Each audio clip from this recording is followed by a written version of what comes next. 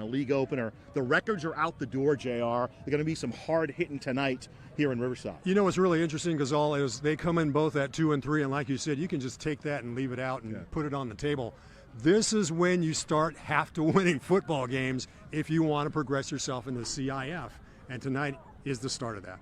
Yeah, the last 3 times these teams have met, JR, Hillcrest has won by a combined score of 121-0. 3 straight shutouts for the Trojans. Their defense looks pretty good this year, but finally the Warriors, I think, may have a solution. Their running back, Brandon Lopez, having a fantastic season. He's already pumped out 600 yards on the ground, and that's very impressive, and he has 7 touchdowns to match with that. On the flip side, Caleb Dominguez, as the quarterback for the Trojans, has tossed for nearly 700 yards, so he's really been the bright shining star offensively here for the Trojans. Yeah, since we've watched Hillcrest over the years here on Riverside TV, the running game has been the bread and butter. Man, they can fill the air with footballs. They're very explosive on the outside. We'll see that coming up. It's the Trojans against the Warriors coming up, the CIF High School Football Game of the Week on Riverside TV. The Riverside County Transportation Commission has partnered with California Operation Lifesaver to educate Riverside County residents about how to be safe around trains and railroad tracks. Here are 3 safety facts you need to know. First, trespassing on train tracks is not only dangerous and can lead to serious injury, it is also illegal. Second, you may not always be able to hear a train coming, which is why it's important to always stay off and away from tracks. And finally, it can take a train up to a mile to come to a complete stop. If an object or person is on the tracks and the train can't stop in time, unfortunately, a collision may occur. Now that you're the expert, you can help us spread the word by sharing these important safety messages with your friends and family. We thank you for practicing rail safety. The Riverside County Transportation Commission has partnered with California Operation Lifesaver to educate Riverside County residents about how to be. Welcome back, Zach Erb Stadium. Ghazal Hassan with you along with J.R. Ibarra. Daniel Deanda teeing it up for the Trojans of Hillcrest. Back deep to receive for the Warriors, Sean Johnson and Anthony Garcia. So, J.R., both these teams you mentioned in the opening, they're both 2 and 3 on the year. Hillcrest, though, has had some success of late. They've won their last 8 River Valley League games, and they've won 16 of 17. This is the league opener, so they're hoping to continue that trend. The Warriors, of course, would love to spring the upset and end a 3-game losing streak against Hillcrest. All 3 games were shutouts, and Deanda puts his foot into it. Here's Garcia from the 4. Up to the 20, makes a move, spins to the 25, and taken down just inside the 25, and that's where they'll start, meaning the Warriors of Patriot. I think the Trojans do bring in a fairly potent offensive scheme tonight. As we mentioned in the pregame, Caleb Dominguez, 700 yards, nearly 70 yards. But for the Patriots, Isaiah Miramontes, he's nearly 600 yards in passing. So let's see what Miramontes can produce here in this first series of downs. Yeah, just a sophomore. Their main cog is their tailback, Brandon Lopez. Comes in with 600 yards over the first 5 games. First and 10 line is the 25 for the Warriors. Give to Lopez running right, dragging tacklers with him. Gets over the 30 to the 32, finally taken down by Christian Pontremoli, the starting defensive end. And so 7-yard pickup for Lopez. And, you know, we were talking with Chris Fowler before the game. They're missing their top receiver, not able to play today for Patriot is Jacob Ballou, the senior. He was their main threat on the outside, and he really helped Anthony Garcia. Now the teams can kind of focus on Garcia. The passing game has slowed down a little bit. Here's Lopez again, little student body left, diving over the 35 for about 4 more yards and a first down. So far, really great work by the front line, Ghazal. Yeah. I think they've really have done an effective job so far of opening up some holes and some daylight for Lopez. So let's see if they can kind of continue that on here in the remainder of this series. The big boys up front, and I'm talking to both Travis Carter and defensive coordinator Ahmad Noor. The one thing they wanted from the defense, JR, was they really wanted them to get more physical. They thought they learned some lessons in their last 2 games against Temescal Canyon and Corona. Line is the 36. Miramontes keeping it up to about the 39. 3 more yards for him running to that left side. You mentioned, JR, his prowess in the air. He's a pretty good runner, too. Yeah. Hasn't really been called on to run very much, but when he can do it, when he has the opportunity, he can get the job done. When he needs to, he'll get out of the pocket and make things happen for you. In fact, that's kind of the characteristic for both of these quarterbacks. So it could be a very QB on QB type of night tonight.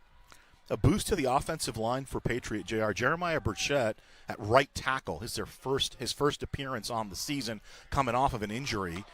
Lopez, and the ball's loose. Wow. Patriot loses the ball. The turnover to the Trojans, who say they have it. The officials, have they signaled yet? And indeed, it is Hillcrest football. Man, that's just not a great way to start off a football game here tonight. Let's see what happens here if it gets poked out. Yeah, it looks like somebody puts a hat on it, coughs it up, and it is a loose ball foul, and there you go. Alvarado with the hit. Isaac Alvarado for Hillcrest. And now we'll see the Trojans offense. They'll tee it up at the 40-yard line. They're led by their quarterback, Caleb Dominguez. Christian Pinnell at the tailback. And we mentioned in the open, their outside guys have been very good this season. Daniel Deanda, Brandon Zabatos, Nehemiah Norwood, Trey Williams. I'll throw in Yunus Abdurrahman. He's had about 6 catches on the year. They just ride up the middle with Pinnell, and he gets about 2 on the play. Second down coming up.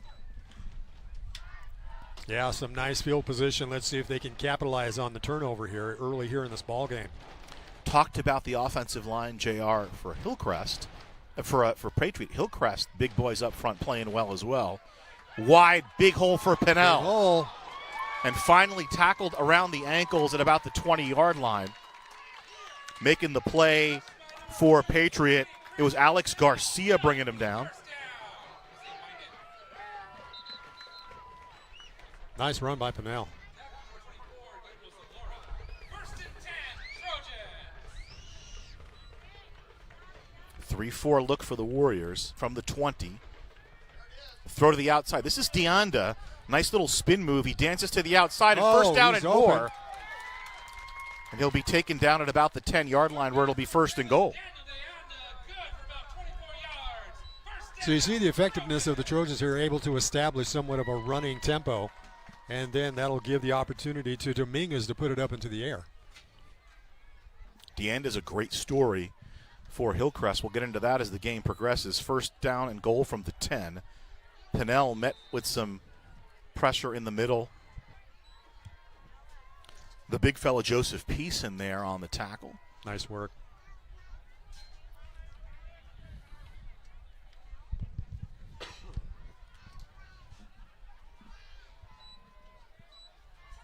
So maybe a yard inside to the 9. Pinnell again veering to the left side. Actually, instead, it'll be a keeper, Dominguez. Dominguez gets up to about the 7-yard line before he's pulled down there. Tackle made by Brandon Flores. So defensively, they've been able to plug up some of those holes there in this scenario where they're right in the red zone. But let's see what happens here on this next play here. Chris Fowler, the head coach for the Warriors, been very effusive in his praise of his defensive coordinator, Anthony Randall. Third-year D coordinator for the Warriors. Third and goal. Dominguez to the outside. Wow, he was there. Oh, man. Losing his footing was Jalen Bailey. Bailey, the Citrus Hill transfer, making his first appearance. The ball falls incomplete. Just behind him, out of his reach, but, man, he had nothing but green ahead of him. That would have been a certain score. So fourth down coming up, and Daniel Deanda will come in and try a field goal. Deanda on the year has made a 33-yard field goal.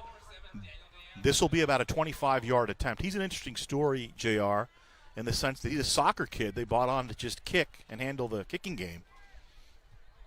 Hold is down. He shanks it a little bit. Did it go in? It did. And he made it. It crept in on the right upright. It kind of went in as kind of a lame duck type scenario, but it got there. It was like spinning like a dreidel. Yeah. It kind of got in the air and started to spin, and there's a little bit of a wind. It's coming towards us on the near side of the field, and I think the wind might have helped it the way the ball was spinning. But, hey, it doesn't matter how it looks. It's 3 points. As long as it gets through the uprights, that's all you needed to do. It doesn't have to look pretty as long as it gets through it.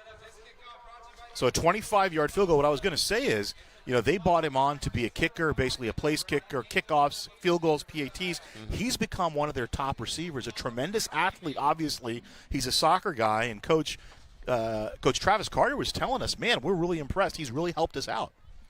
Well, like you and I were chatting earlier on, the soccer guys, they have such great endurance when they're playing that game. They bring it to another set, another type of football, if you will, and all of a sudden they are shining.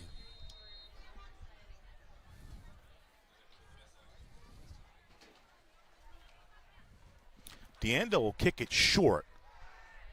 It'll go out of bounds at the 20. Let's see what Chris Fowler does. If he makes him re-kick it. Instead, they'll just take it at the 35. Why not? It's not bad field position, so just go with what you got, especially when you're trying to get yourself back mentally in this game with that turnover that happened in that first series of downs. Yeah, Patriot, they had some seniors that didn't play that decided to opt out in the spring, so they're kind of back after having not played last year. Last couple of games, they just felt they couldn't finish. A couple of weeks ago, they had the bye last week. They played against King, lost 27-7. But, JR, they were in that game till the fourth quarter, and Coach Fowler said, we were a little disappointed that we weren't able to finish strong. Same thing happened to them against Lakeside. They were in the game till the fourth quarter. It was a one-score game, and Lakeside ended up stopping them deep in their territory and turning the other way and making it a 21-7 win for Lakeside. Direct snap to Flores. Over the left side, diving forward up to about the 44-yard line, close to a first down. Once again, that front line very effectively pushing up against that Trojan defense to come up with 9 yards on the carry. We get a look at it. Murgy with the tackle, and he's been a pretty good player, kind of playing that strong safety spot for Ahmad Noor, the defensive coordinator for Hillcrest. This one right up the middle. That'll be good enough for the first down, and the sticks move up for the Warriors. As long as they can mentally recover from that fumble earlier on, this could be a nice set of downs here for the Warriors. Yeah, the defense was able to stand up around the turnover. They only gave up the 3 points.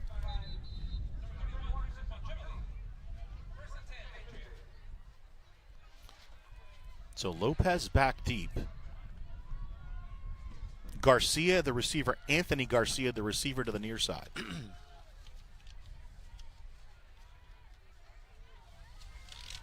The direct snap to Flores. Flores running to the left side, crosses over into Warrior territory up to the 44-yard line. Seems to be an effective way to move the football so far here for the Warriors.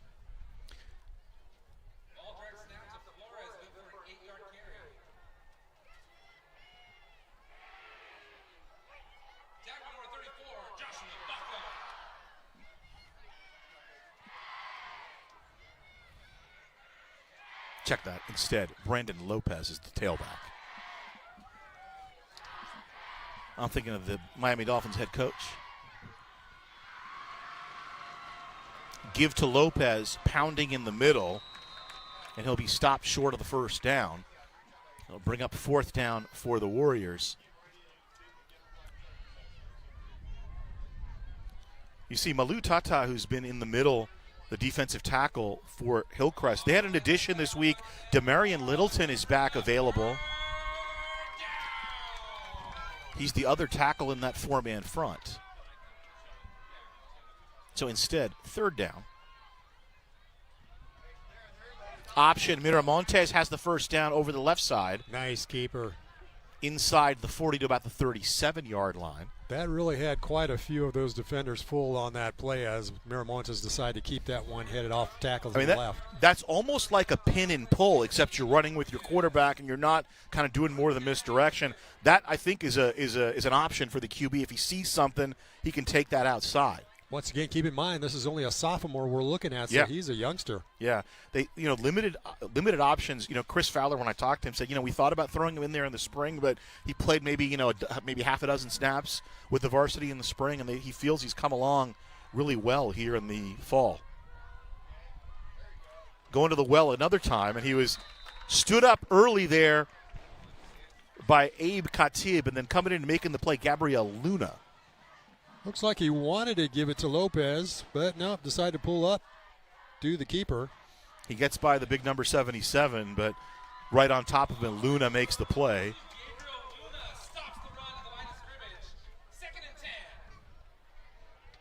So back to about the original line, which is the 37, second down. Nice drive thus far by Patriot, coming back off the turnover on the field goal. Long count. Miramontes looking to throw. Looks like we got first flag of the night. Boy, that's the whole thing, G. It just seems like the mistakes are the Achilles heel so far. I mean, there's still plenty of football to play left here in this game, but if they can eliminate these kind of little minor mistakes, this is going to be a key factor here. What did Chris Fowler tell us when we talked to him? Yeah. That's, mistake-free football. Miramontes has a man. Yes. Complete at the 22-yard line. Nice play. And that's Garcia down the field.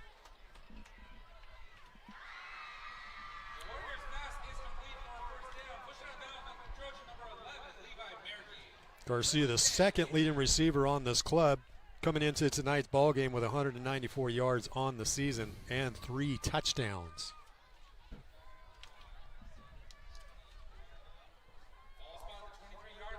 So first completion for Miramontes for about 14 yards, officially to the 23. 1st and 10 for Patriot. Direct snap to Lopez, goes right into the middle and then bounces back outside. He gets to the 23 yards for Lopez. Almost thought the Warriors could have gotten hit for a false start there, but they were able to get away with it.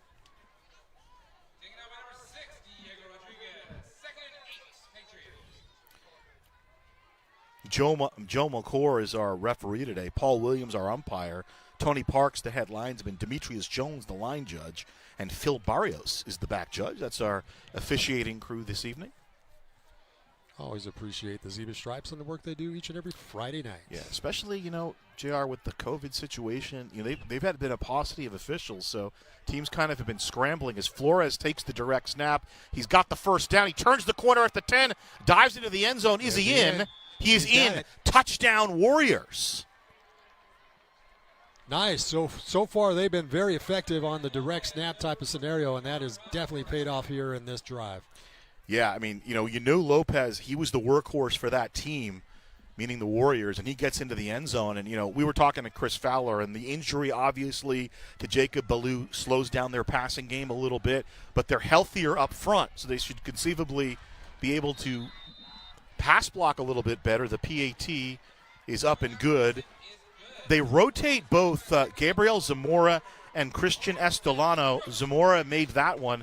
They're also both soccer players, JR. The defensive backs coach for the Warriors, Johnny Mosier, is the head soccer coach. So it fits really well right there. And that is touchdown number 8 for Lopez on the year. So this kid is really putting up some pretty decent numbers early on, and it's a great time to do it in the first league play here for the 2021 season. I mean, you want to set the tone for league play for the Warriors. And listen, that's a big score. The last 3 games between these two teams, we mentioned in the open, Hillcrest won by a combined score of 121-0. That's the first points for the Warriors against Hillcrest since 2017 when they won a thriller 36-35. Big confidence booster to get things done, especially coming up after a fumbled series to start off the football game. This is Trey Williams from about the 12. Williams spins through the first tackle, but the second one drops him at about the 25-yard line. Making the tackle for Patriot, Matthew Aravalo. Taking another look at our kickoff here. Pretty decent field position for the Trojans.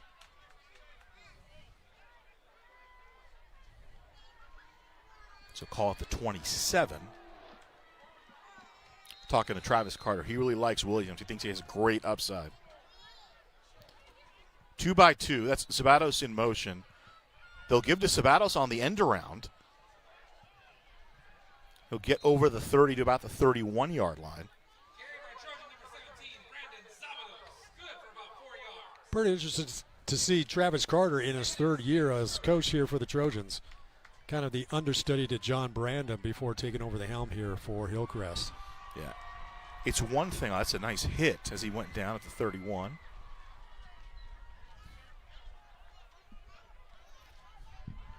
Second down and 7.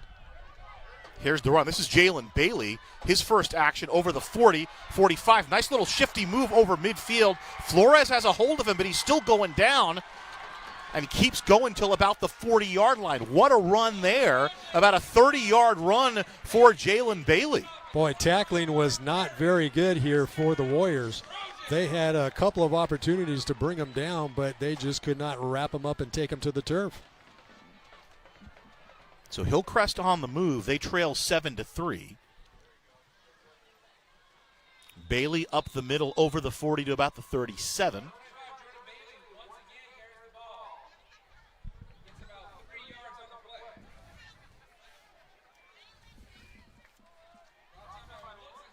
And the big boys up front just locking in for Hillcrest. It's going to be a key unit for them, JR, tonight. Flag on the field. Looks like we have an offsides against the Warriors. So 2 penalties already, and, Chris Fowler, we're talking to him earlier in the game. He said, we've been hurt by mistakes, and already the fumble turns into 3 points, and now a couple of penalties on the Warriors here in the first quarter.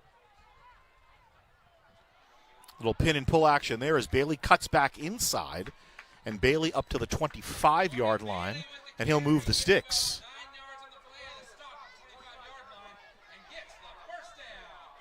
You see him head off tackle here, still getting some very key blocks. Look at that stock block outside by DeAnda. Yeah, did a nice job on that one. Yeah. Here's the play to the outside. Bailey goes down. Back to the line of scrimmage. Let's get a look here. Now, they worked the right side pretty well. They didn't quite get the pull. You get that disruption in the middle, the Warrior defense. Bailey fights for what he can, but they've strung him out, and the tackle on the end made by Jonathan Cabral out of the secondary for the Warriors. Receivers stacked to the bottom of your screen, and another flag. Once again, the mental mistakes are really beginning to hurt the Warriors, and it's adding up. Moves the chains.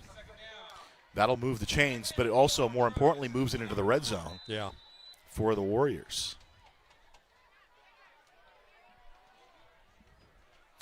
Some good traction on the ground. 63 yards rushing already for Hillcrest. Bailey goes airborne. Gets upended. Still driving, maybe a yard on the play. Gonna see him. Who hit him? Get hit right there. Let's see. I didn't quite get the number, but Joseph Tyson upended him there, the defensive end there. They play the 3-4, number 88 there with the hit on the outside. The throw to the outside. Oh, yes. Nehemiah Norwood hauls it in. Touchdown, Hillcrest. Boy, that shows you how great Dominguez is as a quarterback. Really flung it in there on the money. And Norwood, a young guy, just a sophomore, JR, 11 catches on the year, 165 yards. That is third TD on the year, and that was a great snag. He looked it in all the way. Great throw by Dominguez, and Norwood hauls it in for the touchdown. And that'll make the 10th touchdown toss here for Dominguez. So this kid statistically has really done a very nice job in this season. And remember, Dominguez, he played in the spring, but he played wide receiver. DeAnda on for the PAT.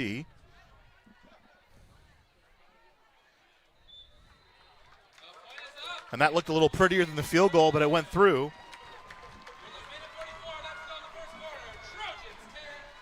Get a look at the touchdown here.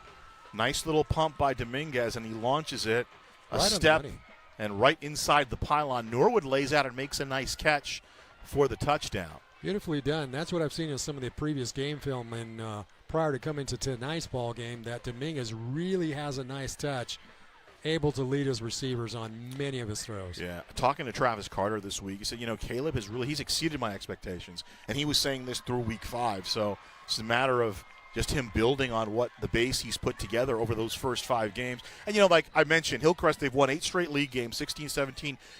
With the bye week, they're going to flip a switch once they get to league play. This is the time to make things happen. So Carter and Garcia back deep on the receiving, but they're gonna run it short, and they'll start at about the 27-yard line. You know, we've seen this year, JR, we've seen Ramona, we've seen Novi, you know, we've seen Hillcrest before, and you know, I think the River Valley League may be as strong as it's been in the last few years. I mean, we had that crazy 2017 when we had a five-way tie. Exactly. But, I mean, as far as the quality of the teams, it's going to be a tough road through the River Valley this year. Hillcrest could be the sleeper in this Right, league. right. I think Ramona, obviously, and Norte Vista are the two gorillas in the league so far, but Hillcrest can kind of sneak up on you and just bite in the butt at the wrong time. So the Warriors back out trailing now 10-7.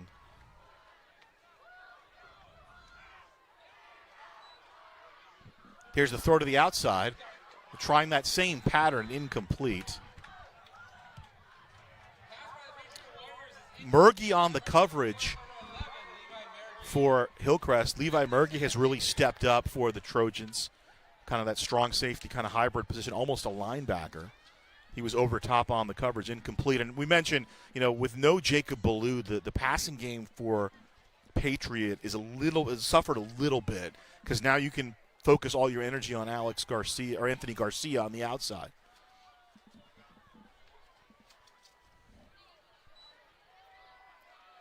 Second down, Miramontes taking it on his own and tries to get outside, gets up to about the 30-yard line, so 3 yards for Isaiah Miramontes. Taking another look at this. Nice keeper, had everybody fooled, even our camera guy. Yeah, Murgy tries to get the hit there, and finally Luna cleans it up. First guy to him, though, was Nathaniel Navarro for Hillcrest. So to get to the first down, they need to get to the 37. So 3rd and about 6 coming up for the Warriors. Garcia one-on-one with Prado on the outside. That's the bottom of your screen.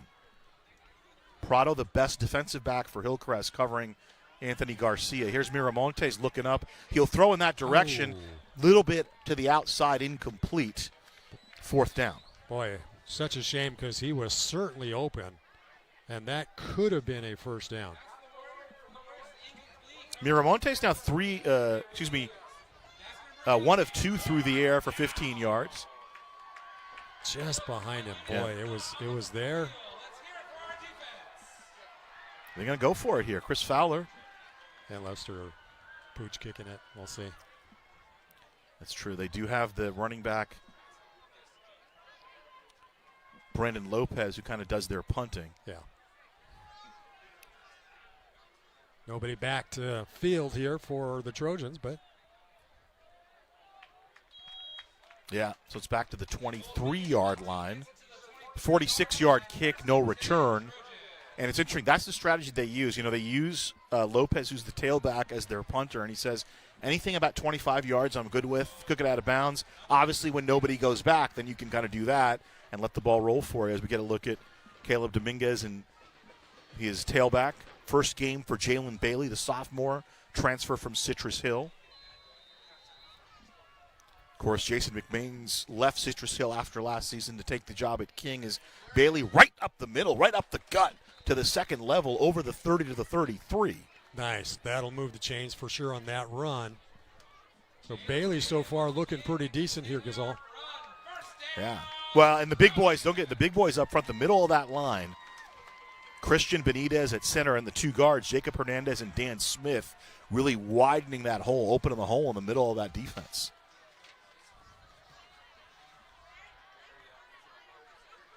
DeAnda end around, trying to turn the corner and put his head down and get up to about the 40-yard line. And we talked about DeAnda. I mean, he's become kind of an all-around guy for them. Was supposed to just be a punter, but, you know, there you go. They're throwing him the ball. They're getting the ball in the end around. About a 5-yard pickup on the play for DeAnda. Getting to the outside. First down to the 44, so they're in good position here, JR. Yeah, some nice mix in the play calling so far. Throw to the outside. It's complete to about the 40-yard line. making the catch, Jaden Bishop for Hillcrest, and he's up to near midfield, up to the 49-yard line.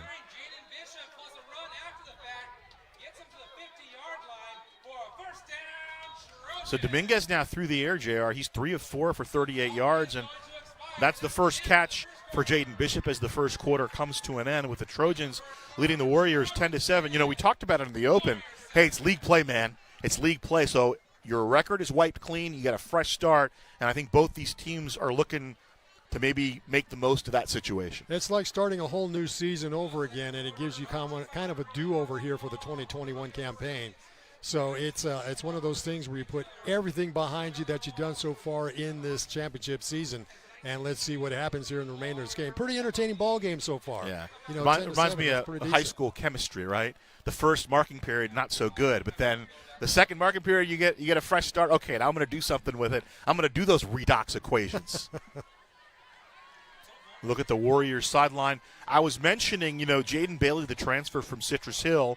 Jason McMain's the head coach at Citrus Hill. Now he's over at King. Well, Coach Fowler and Coach McMain's played together at Europa Valley for a year before Coach McMain's he finished his career at Rubidoux. A lot of connections here in the Riverside area. So it's pretty entertaining to see how some of these coaches come up through the ranks, wind up on the sidelines coaching these squads here.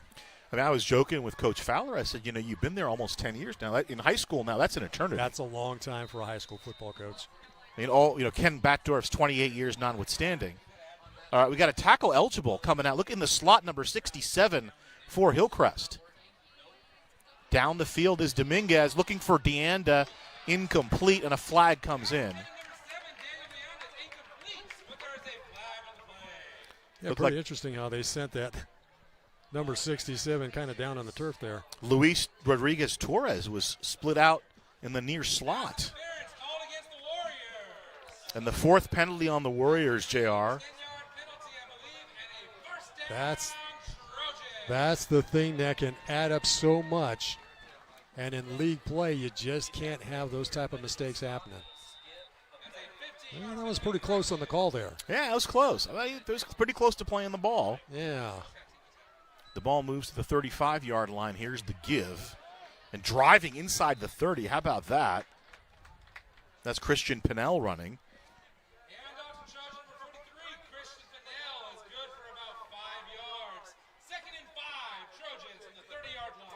Pinnell now 4 carries, 24 yards. Ball to the 30 of the Warriors. Oh, and Pinnell, how do you do? What a stop. Lighting him up for Patriot, Sakai Beard. Now, Beard, kind of an undersized guy. He's a big guy, but he's only about 5'10", and he was playing defensive tackle, and he just came in there with his hair on fire right for the ball carrier and drops him for a loss. Boy, it was almost like he had a complete hole wide open to get in and dropping the running back on that one. In the old days, JR, I think they call that shooting the gap. Third down. Dominguez looking for Bailey out of the backfield. Incomplete, and fourth down comes up. Boy, Bailey was kind of there. He had some daylight to work with, but unfortunately the toss just was not accurate enough for him to make the grab. That's become such a big route, both on the college game and in the pro game. That little kind of curl out of the backfield for the running back, the circle route, kind of modified circle route. And here we go, swinging gate on third down. I like this. A little trickeration from Travis Carter. I love this because it's going to throw off the defense. What are they going to do? Will they take an actual snap or will they kick it? Trey Williams to the near side and the near slot for Hillcrest, Yunus Abdurrahman, and timeout taken by Patriot. Remember, their defense is run by Anthony Randall. Anthony Randall is the son of Lou Randall, who coached, previously Don Lugo. He was at Ayala, and then he won 3 CIF titles in the 90s and the 2000s at John W. North. So Lou Randall, very well known around here, and he's running the defense for the Warriors. So he's kind of taking a look, and now he's going to strategize. Well, great strategy here for the Trojans. The fact that their formation really kind of threw off what was going on defensively for the Warriors caused them to take a very precious timeout. And now they're going to have to talk things over to see what they're going to do defensively here against the Trojans. River Valley League action, the opener. Hillcrest 10, Patriots 7. If you're interested, cross town, it's Poly and Citrus Hill. It is the Bears 13-0 Wow. over 14. It's 14-0 over Citrus Hill. Very nice. Last night, how about last night, JR? Some big scores. Ramona, 49-12 right here on this field against La Sierra. How about Centennial? 85-0. Not surprising for Corona. Little flea flicker. Bailey's going to throw. Oh, man. He's got a man down the field, complete to DeAnda, and he couldn't hold it. Almost a highlight reel play there. DeAnda couldn't reel it in. The ball goes over on downs. Hey, I give credit to Travis Carter. A little bit of razzle-dazzle. Zebedos flips it back to Bailey, and Bailey, the running back, is going to launch and throw, and DeAnda's about to reel it in and just kind of couldn't hold it. Couldn't pull it in. Had it and couldn't pull it in. Wow. That looks like me catching a football. I'm sure in your day you had those sticky hands, though, Oh, JR. my gosh. It was a nice attempt, though. Like you said, you got to give Travis Carter some great kudos for trying something a little bit different and out of the box. Love it. Both these coaches are similar. You know, in I think week 3 against Jurupa Valley in a 13-12 game, Chris Fowler went for the win with a 2-point conversion late rather than kick the extra point for the tie. Miramontes thrown to the outside. It's complete to about the 39-yard line. Nice grab. About 8-yard completion. So it's almost like we got dueling quarterbacks here so far.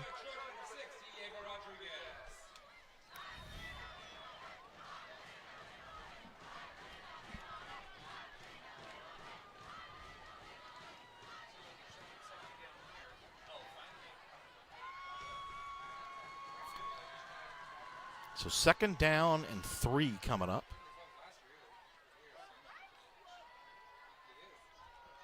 Lopez up the middle, but he, I think, got over the 40. They'll give him the forward progress to about the 41, so it'll be 3rd and short.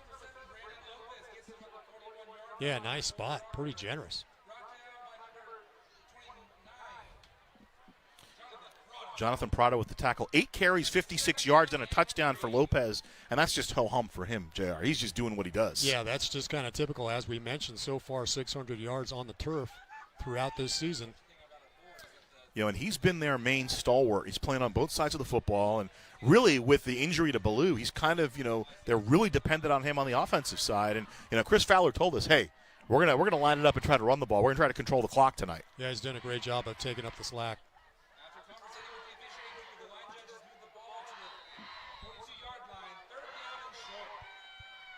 3rd and 1.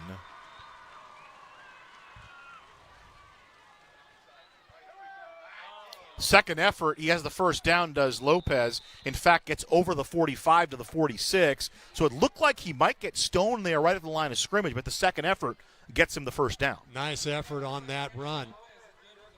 It did look like he was going to get taken care of right at the line of scrimmage. Kept things moving. 1st down and 10 now here for the Warriors. So 1st down from the 46 of the Warriors. Anthony Garcia to the top of your screen. Complete to about midfield. About a 5-yard pickup on the play. Nice throw and catch.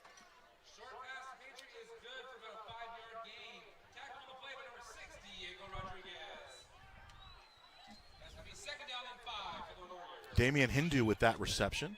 One of the tight ends.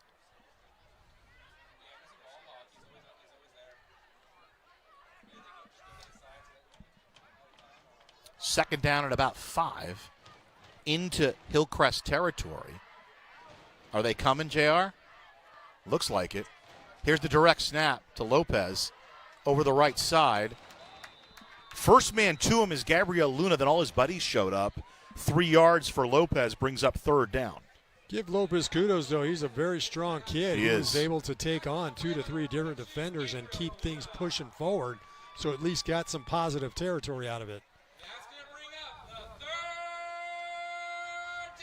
And, you know, it's when you watch these games, JR, as we have, it's just amazing how much of a difference a yard or 2 can make. You know, 3rd and 5 versus 3rd and 3 is such a huge difference. Definitely can make a substantial difference in the game.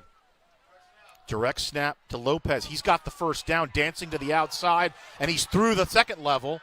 And Trey Williams trying to bring him down, finally flings him down at about the 10-yard line. What a run there by Lopez. Lopez showing why he is definitely the bread and butter, the workhorse here for the Warriors. Let's take another look at this one. So from about the 48-yard line, he gets to the 10, and he could be dead to rights here. He slips inside, and here's the big play as he's able to stay on his feet. Great tackle being made here in order to keep them from the end zone. That's a touchdown-saving tackle. Absolutely. So a 36-yard run officially, and 1st and 10 from the 12-yard line. Patriot hanging around, JR. They're still flexing their muscles here. They're not out of this. If they can eliminate the mistakes that they've been going through so far, they can really get themselves back in the game here. Option, Miramontes. Cuts inside. Still on his feet. Is he in? I think he's in. He's in. They're going to say he's down. I thought he had the ball over the plane. No, I think I saw one indication over here, so I think he did get it. Yeah, let's take another look here. Yeah, touchdown. You're correct. Yeah, they had the PAT team on. Yeah, you'll see here that he barely is. Oh, he almost lost the football. That's what I was waiting on. Yeah, I saw that dirt. You know, like the John McEnroe run, chalk flew up. The dirt flew up. Yeah. Line drive, but it's good. That's Christian Estolano with the PAT. They rotate their kickers, and what a play by Miramontes. Take a look at this. As they're all focused on Flores. He just about coughs up the ball right there. And he got through two of the better tacklers for Hillcrest in Prado and Mergi. Nice play by Miramontes. One more time on the look. So watch his knee. Let's see where the knee goes. Nice. It almost looks like he just falls short. No, it's right on the line. He got in. It's right on the line. We'll give it to him. Nice drive. How about that? Very impressive. This is a nice football game so far, and I'm not totally surprised because both of these teams matched up pretty well, even though they both come in at 2 and 3.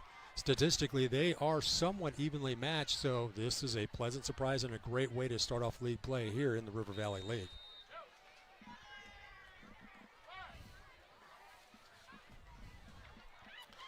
Patriot on top 14-10.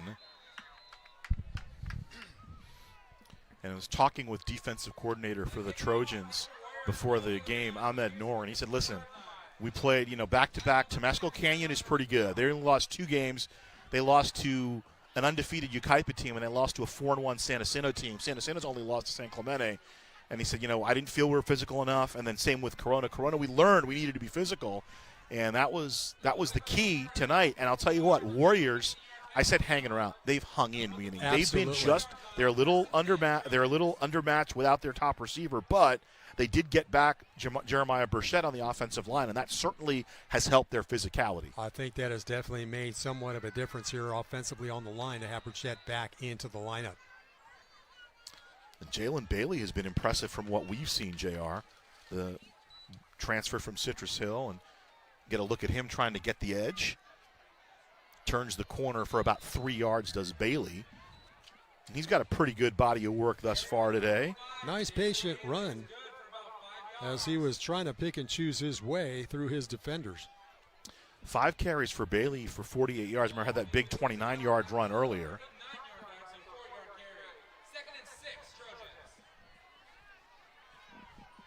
So ball just inside the 40 at the 39.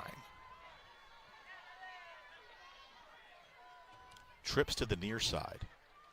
Deanda closest to the end. Bailey, and the big fella rides him down. That's Pison. Yeah, good defensive hit here for the Warriors. Able to stack Bailey up just behind the line of scrimmage. That's a straight bull rush, you call it. Actually, that's Burchett with the play. How about that? Great penetration. Boy, he's as we said, he's already made a difference offensively. Now he's doing it defensively as well. 3rd down. Here's the throw to the outside. Complete to Norwood, but nothing doing. He'll maybe get back to the 39-yard line. Yeah, going to be shy of a 1st down here. Trojans will have to boot this one away. So Norwood, who had the touchdown earlier, with a short gain there and a 4th down coming up, And they're going to bring Deanda on to kick. Now, this might be a strategic part of the field with Deanda's athleticism to try some tomfoolery. We know Travis Carter isn't above it.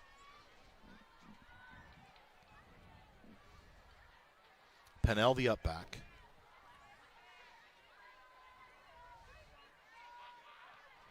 He'll just kick it. They ran into the kicker. I don't know if they're going to. Yep, flag on the field. Good call because he had his leg extended and he was pushed back. I mean, he's not going to, take a trip to the hospital or anything, but it definitely was a very vulnerable position to be in. Yeah, the two rules, obviously, there's the running into and there's the roughing. That was running into in the sense that you got to give him a place to land, right? Exactly, yeah. Wow, that'll breathe some life here into the Trojans. Boy, another inopportune penalty here for the Warriors. That is really the difference maker so far in this game, Gazelle. Yeah, that is the 5th penalty already on Patriot. Hillcrest has yet to be flagged.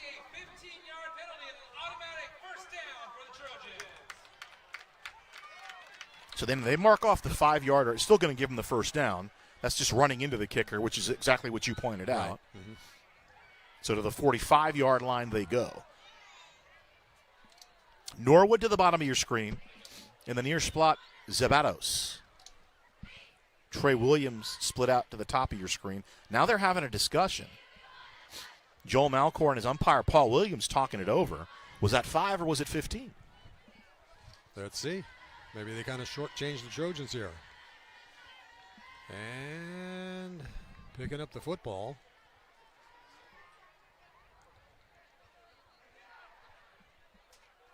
And they're going to bring it back.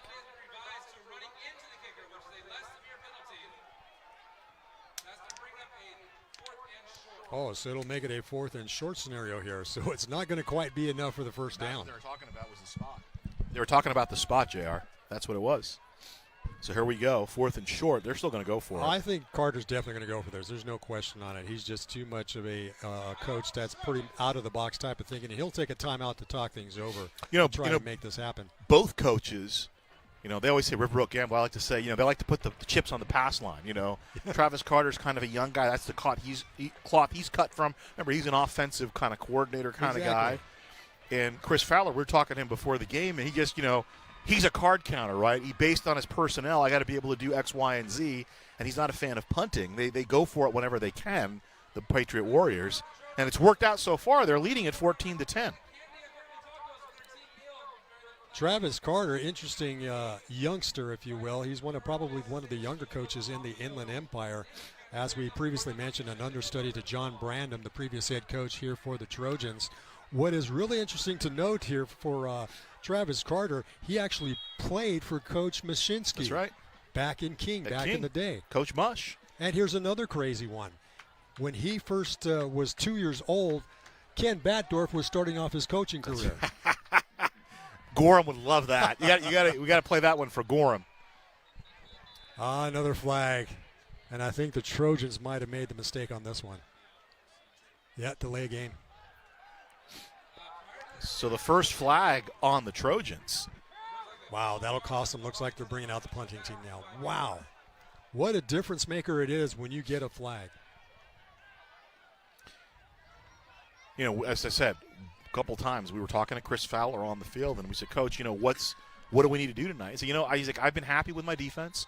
I've been happy with my offense. We're making too many mistakes. We're getting too many turnovers. That a turnover tonight, and we got too many penalties. And we already got 5 penalties in the first half. 5 penalties. Yeah, they're still pretty fortunate that they're leading this ball game here. Deanda. Nice kick. Good bounce here for the Trojans. So out inside the 20, which is what you want. 42-yard kick, no return. And it'll be inside the 20 is where the Warriors will start. And I'll tell you what, this is what the Warriors want, because the Warriors, what they want to do is they want to eat this clock and maybe get at least 3, but they want to get 7 points and go up 21-10. If they can make a nice rhythm like they've been doing so far here, this gives them the opportunity, as you said, to wind down that clock to hit into halftime and possibly get something else on the scoreboard to extend that lead even further. The way Hillcrest is offensively, you can only hold them for so long. It's a matter of time. But if they don't have the ball,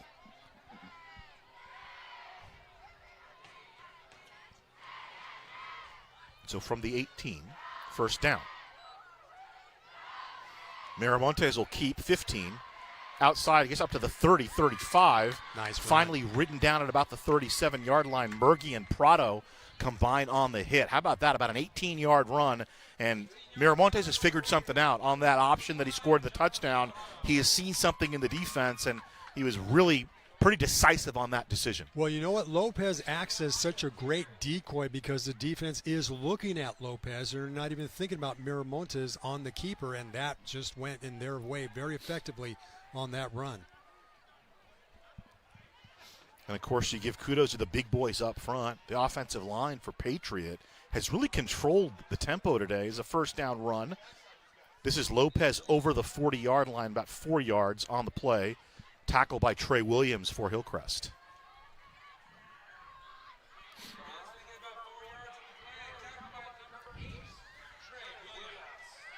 So Lopez with that rush, JR, is over 100 yards already. Nice, and not surprising. 12 carries, got a 20-yard touchdown run on the evening, and he's really that's his average, right? He came in at about 600-some yards. Right. He's averaged about 120 yards a game, so Exactly. That's his 5th 100-yard game on the season, unofficially, of course. Yep. 2nd and 6.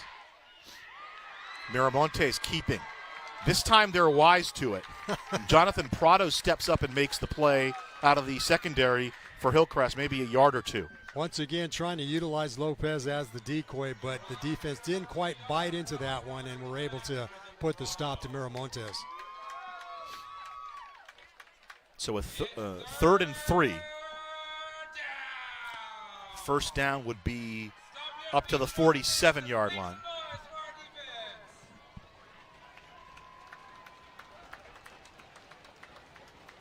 So Anthony Garcia to the top of your screen, Christian Lyman to the bottom of your screen.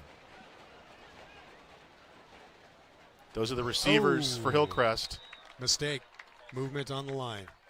Left tackle with a flinch. Adrian Mendoza. He's been playing well. That's unfortunate because he's been playing well all night. It is. Boy, again, it just bites you in the butt each and every time you make those little mental breakdowns. It may be 5 yards, but it's 5 yards that you really need.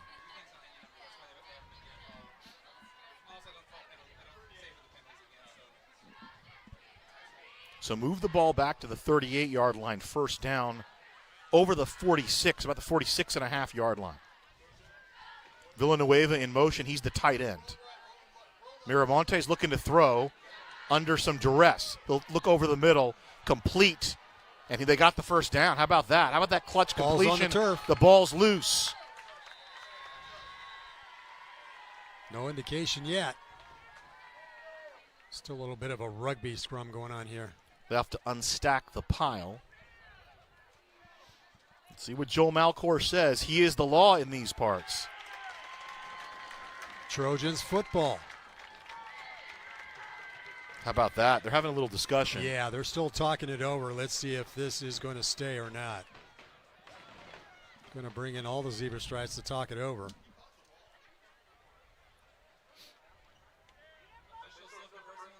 Yep, it will be for the Trojans. So again, the mistakes, the turnovers, the penalties beginning to add up, and in spite of the fact that the Warriors are leading this contest, they are really kind of shooting themselves in the foot here.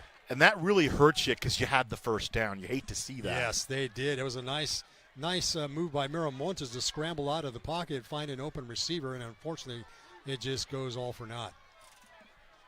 From the 48-yard line of Patriot, trailing 14-10, the Trojans have it. Going for the home run. Complete. This is Norwood. Got to it. the house. Touchdown. Nice way to come back and utilize that turnover and just put things up on the scoreboard. 48-yard completion for touchdown. Norwood's second touchdown on the evening and the lead to the Trojans. Love the play call on this one, Ghazal. It looks like defensively the Warriors were probably guessing it could be a run. But Travis Carter was thinking a whole lot differently and decided to gun it, if you will, and come up with a very long touchdown reception here. The old QB And I always like that. After a turnover, if you're kind of in midfield, go for the shot. Yeah. Take the shot down the field. I always like that. Test out that defense. Nice. Deanda kicks it through, and it's 17-14. That's another look at it. It's one-on-one coverage with Villanueva, and kind of threw it behind him. Yeah. Norwood had to come back and help out his QB, and then once he made the catch, he was off to the races. 3 defenders just couldn't quite get there in enough time, and he's in for the score. So 2 touchdowns tonight for the sophomore, Nehemiah Norwood. He's got 4 on the year. Last game, I guess, against Temescal, they shut him down. He only had 3 catches for 9 yards. He's got 3 catches here in the first half for 69 yards. Very nice. And 2 touchdowns. I love, like I said, the play calling so far coming off the sidelines by the Trojans has really done well and very effective in this first half of play. Yeah, pretty good football game. And you know, we were talking about the strategy for Chris Fowler, right? You want to eat up the 6 minutes and get down the field for the touchdown. Well, Travis Carter, he's got home run hitters. So, you know, if you got Hank Aaron and Willie Mays, you know, you don't tell him to bunt. Look at that. That's a live ball. Yeah. Very deliberate on the kick there by Deanda.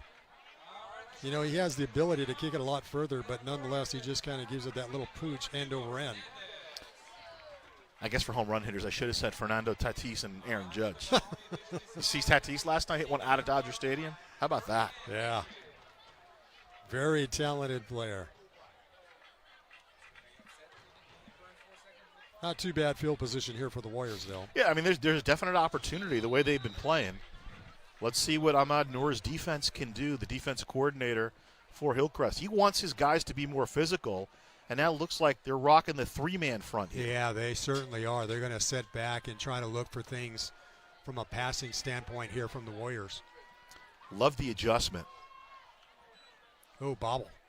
Miramontes, here's the pressure, and down he goes. Wow. The blitz coming from the outside. That was Juan Calles, the senior, blitzing from the outside and gets the sack. He was pretty much untouched as you'll see him come from just around left tackle. A little bit of a bobble there by Miramontes. Unfortunately, got him out of sync.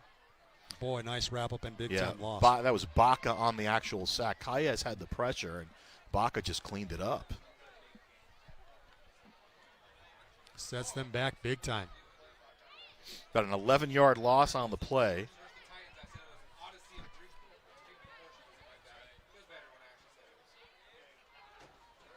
Miramontes on the keeper.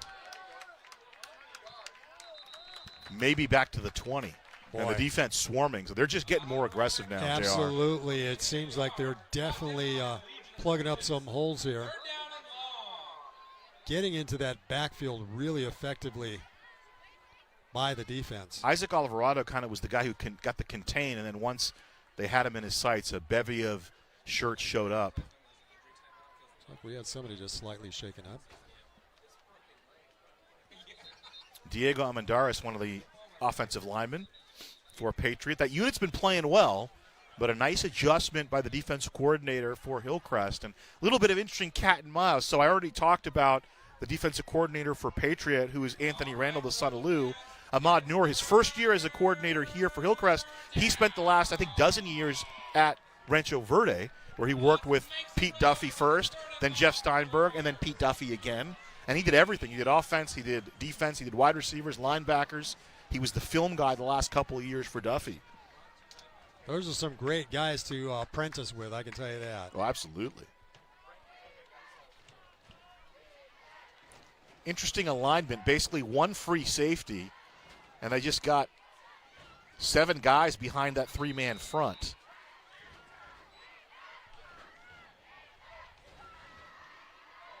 Another timeout here by the Warriors.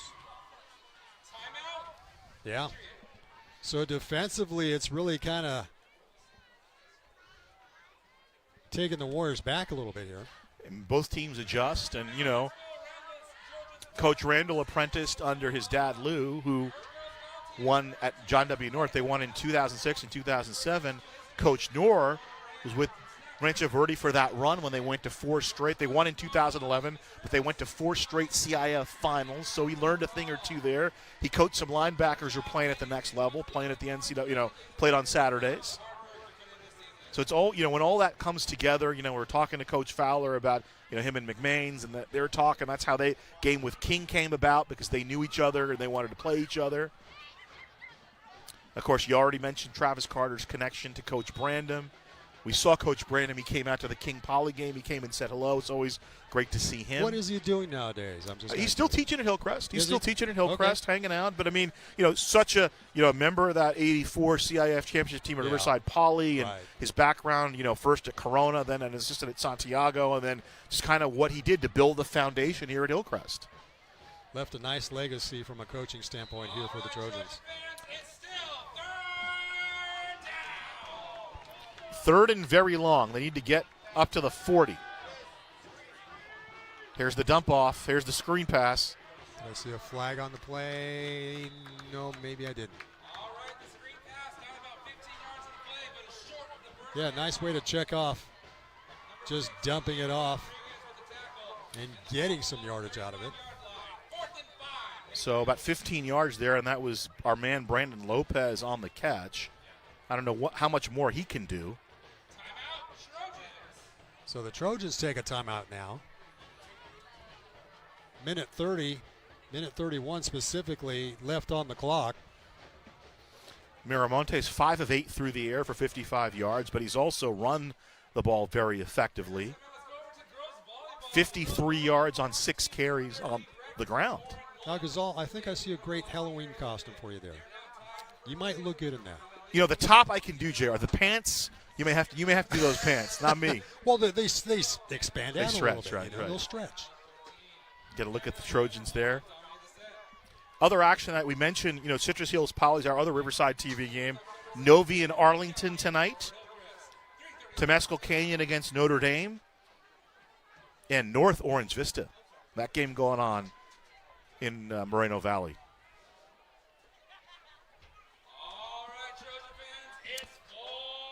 Not lining up in a punt formation. 4th and 5. Chris Fowler likes to go for it. He's not a big fan of punting, but let's see what they do. Normally it would be Flores kicking it. So perhaps trying to get the Trojans to jump here. Well, they're going to change things up here.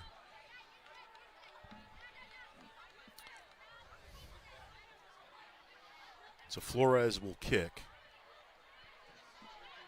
Nobody back, so it'll take a nice bounce. It rolls out at about the 25-yard line, 40-yard kick, and Hillcrest will have 83 seconds to try to make something happen. And that makeup I can see you doing, JR. I could probably do that for sure. Getting on the war paint, not a big deal there. Homecoming tonight. Exactly. As we mentioned, it seems like the homecomings are starting a lot sooner in the year. Celebratory mood here for Hillcrest, and right now their Trojans lead it, but it's been a good ball game here in the first half. Very entertaining. I'm very pleased to see this type of contest happening. And you know what, with a minute 23 left on the clock and the way the Trojans have been effectively using things offensively, they could easily put something on the scoreboard here. Yeah, it's a big stand. They're going to put the ball in the air. It's a big stand. They're going to go down the field, and it's intercepted. Wow, what a turnover. Oh, my God. Inside the 20-yard line. What a turn of events here, G. Kind of an ill-advised throw. He was in double coverage there. Just coming across, playing center field. That was Jonathan Cabral making the pick. So the first turnover. There were 2 fumbles recovered by Hillcrest. The first turnover on the Warriors knocking on the door. They're in the red zone, JR. I think they can make something happen there. They got a minute 14 to work with. As long as they don't make any more mistakes, they can try to make something happen here. Flores just right up the middle, still on his feet, stumbling down to about the 14-yard line. 5 more yards for him. 1 timeout left, I believe.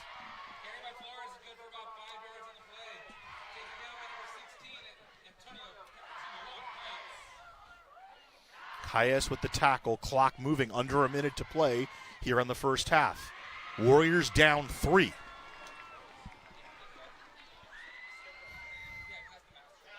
Miramontes throwing, Wow. Knocked away. Great defensive move here by the Trojans. Diego Rodriguez defends the pass. 3rd down.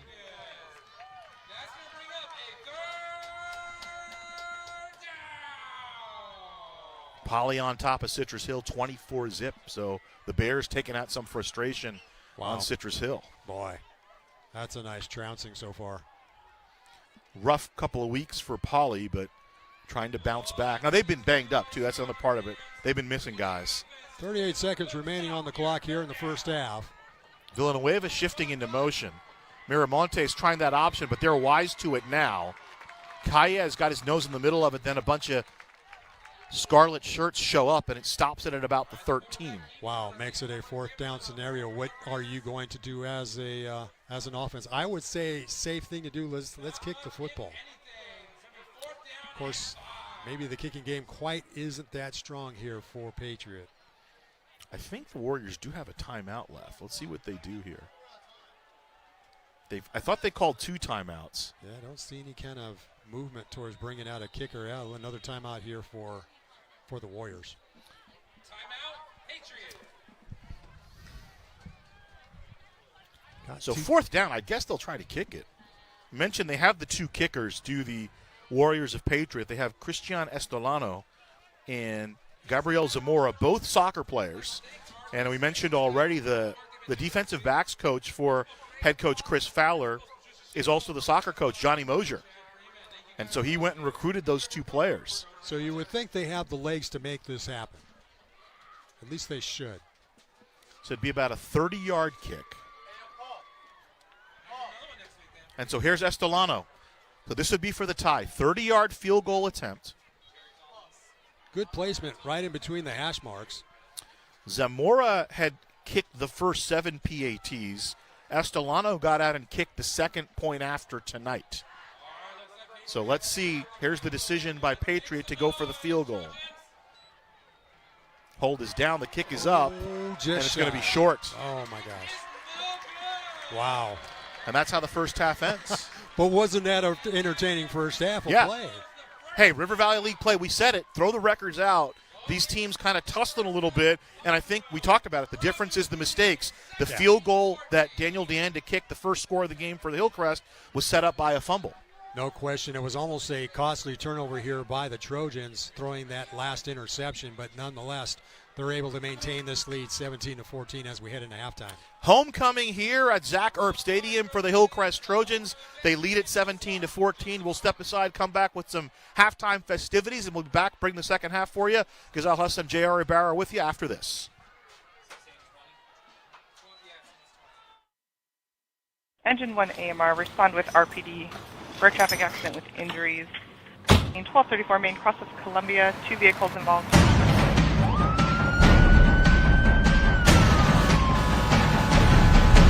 Each year, the Riverside City Fire Department responds to 40,000 emergency calls. 431.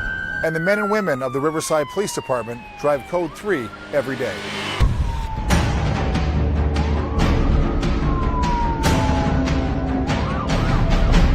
We need your help so you know what to do when you see emergency vehicles. Pull to the right. Pull to the right. Pull to the right.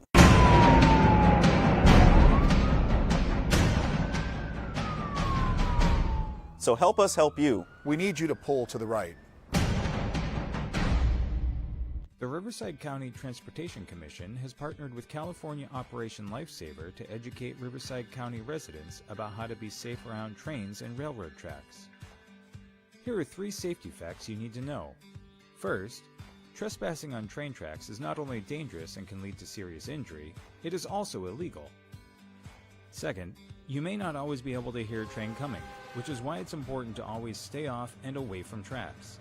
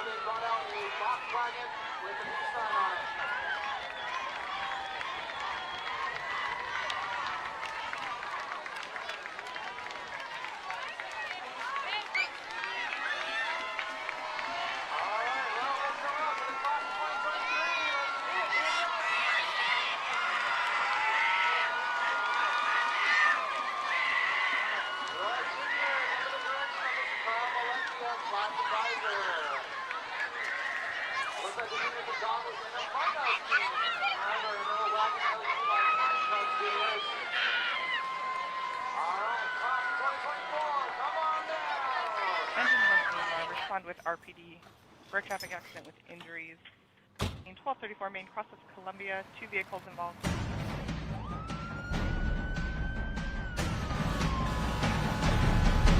Each year, the Riverside City Fire Department responds to 40,000 emergency calls. 431. And the men and women of the Riverside Police Department drive Code 3 every day.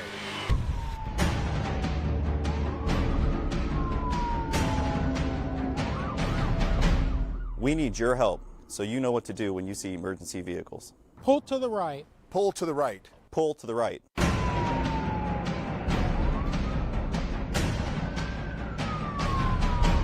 So help us help you. We need you to pull to the right. The Riverside County Transportation Commission has partnered with California Operation Lifesaver to educate Riverside County residents about how to be safe around trains and railroad tracks. Here are 3 safety facts you need to know. First, trespassing on train tracks is not only dangerous and can lead to serious injury, it is also illegal. Second, you may not always be able to hear a train coming, which is why it's important to always stay off and away from tracks. And finally, it can take a train up to a mile to come to a complete stop. If an object or person is on the tracks and the train can't stop in time, unfortunately, a collision may occur. Now that you're the expert, you can help us spread the word by sharing these important safety messages with your friends and family. We thank you for practicing rail safety.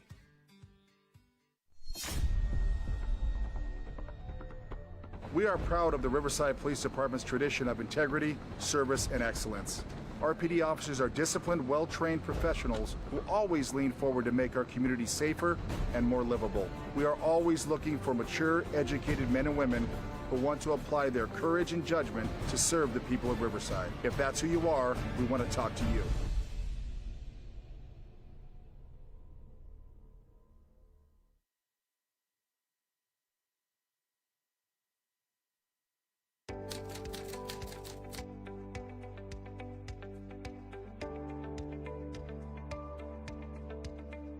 My name is Melissa Olmos, and I'm a driver operator in the Department of Refuse for the City of Riverside, and I've been doing this for 4 months already. I really enjoy it because this job is not like a routine, so every day is different. So I'm assigned to do the bookings. The residents call to the city to be serviced, and these items is large furniture, mattress, and appliance.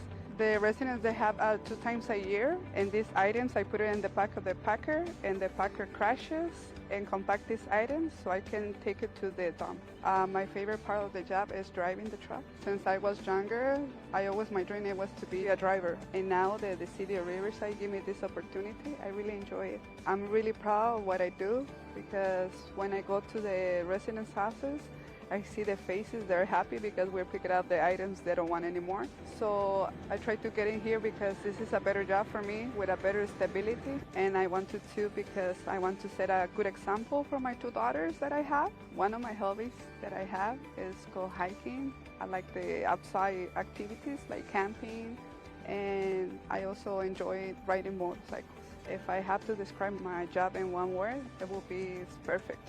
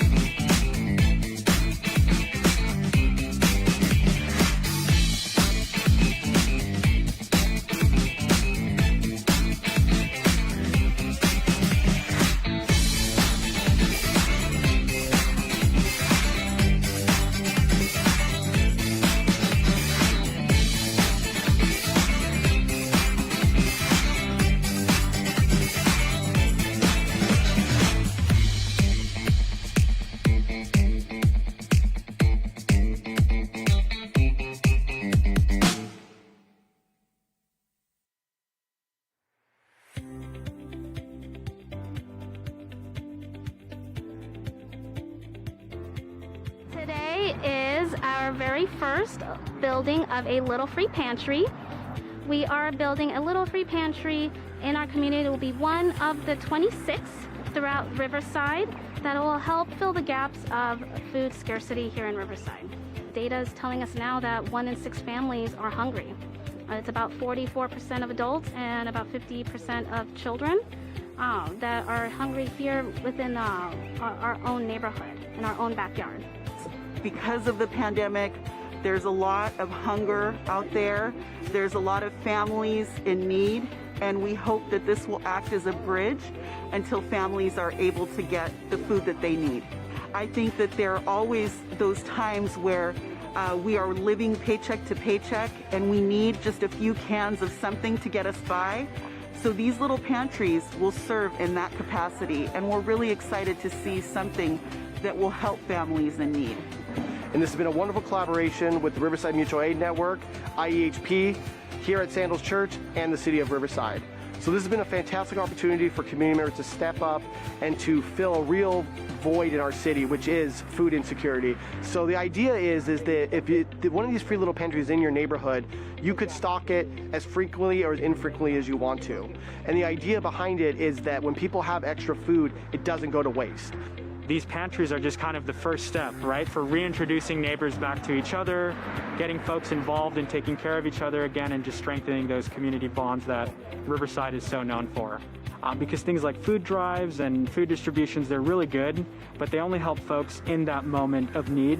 And we wanted to create something that would continue giving back 5, 10, 15 years from now, and really allow the community to get back into taking care of each other instead of maybe relying on, just government or nonprofit structures to kind of take care of them. If others want to follow suit, they can apply at riversideca.gov/cares as an application, or they can email us at neighbor@riversideca.gov to receive an application to host a Little Free Pantry in their neighborhood.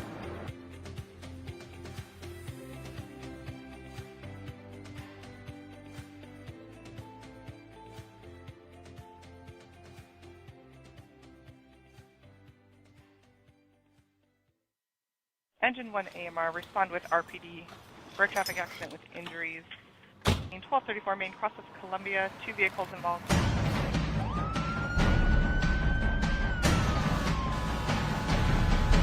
Each year, the Riverside City Fire Department responds to 40,000 emergency calls. 431. And the men and women of the Riverside Police Department drive Code 3 every day.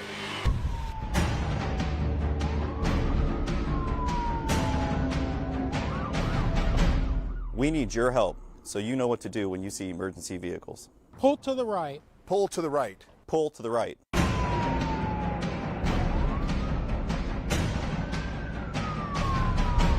So help us help you. We need you to pull to the right. The Riverside County Transportation Commission has partnered with California Operation Lifesaver to educate Riverside County residents about how to be safe around trains and railroad tracks. Here are 3 safety facts you need to know. First, trespassing on train tracks is not only dangerous and can lead to serious injury, it is also illegal. Second, you may not always be able to hear a train coming, which is why it's important to always stay off and away from tracks. And finally, it can take a train up to a mile to come to a complete stop. If an object or person is on the tracks and the train can't stop in time, unfortunately, a collision may occur. Now that you're the expert, you can help us spread the word by sharing these important safety messages with your friends and family. We thank you for practicing rail safety.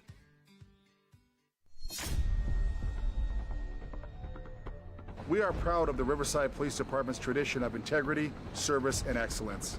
RPD officers are disciplined, well-trained professionals who always lean forward to make our community safer and more livable. We are always looking for mature, educated men and women who want to apply their courage and judgment to serve the people of Riverside. If that's who you are, we want to talk to you.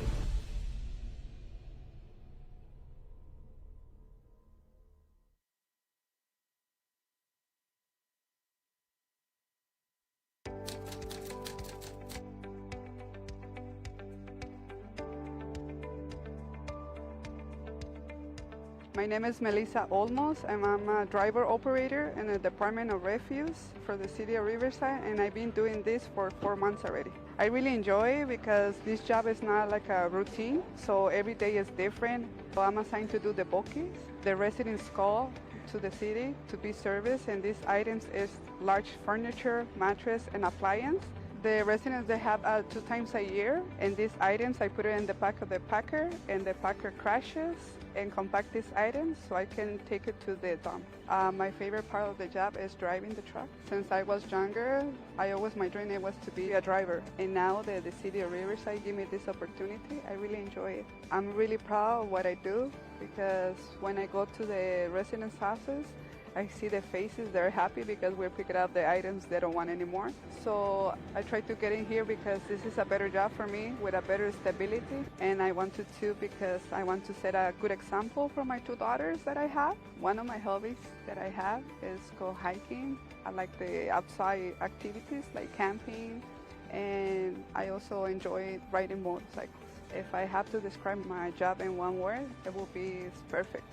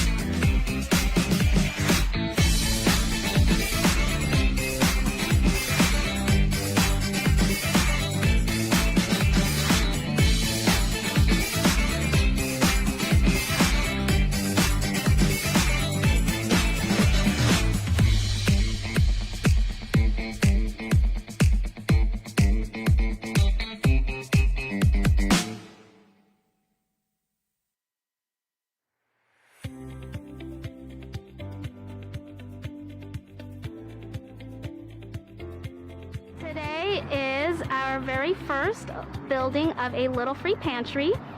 We are building a little free pantry in our community. It will be one of the 26 throughout Riverside that will help fill the gaps of food scarcity here in Riverside. Data is telling us now that 1 in 6 families are hungry. It's about 44% of adults and about 50% of children that are hungry here within our own neighborhood, in our own backyard. Because of the pandemic, there's a lot of hunger out there. There's a lot of families in need, and we hope that this will act as a bridge until families are able to get the food that they need. I think that there are always those times where we are living paycheck to paycheck and we need just a few cans of something to get us by. So these little pantries will serve in that capacity, and we're really excited to see something that will help families in need.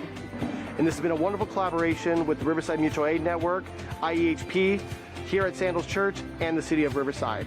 So this has been a fantastic opportunity for community members to step up and to fill a real void in our city, which is food insecurity. So the idea is that if one of these free little pantries in your neighborhood, you could stock it as frequently or as infrequently as you want to. And the idea behind it is that when people have extra food, it doesn't go to waste. These pantries are just kind of the first step, right, for reintroducing neighbors back to each other, getting folks involved in taking care of each other again, and just strengthening those community bonds that Riverside is so known for. Because things like food drives and food distributions, they're really good, but they only help folks in that moment of need. And we wanted to create something that would continue giving back 5, 10, 15 years from now, and really allow the community to get back into taking care of each other instead of maybe relying on, just government or nonprofit structures to kind of take care of them. If others want to follow suit, they can apply at riversideca.gov/cares as an application, or they can email us at neighbor@riversideca.gov to receive an application to host a little free pantry in their neighborhood.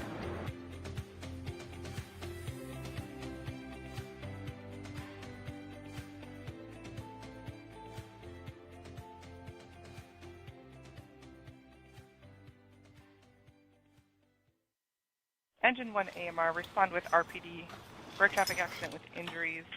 In 1234 main cross of Columbia, 2 vehicles involved.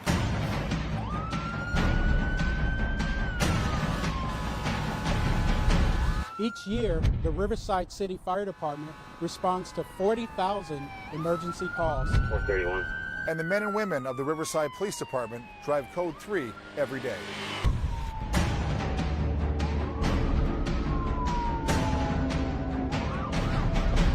We need your help, so you know what to do when you see emergency vehicles.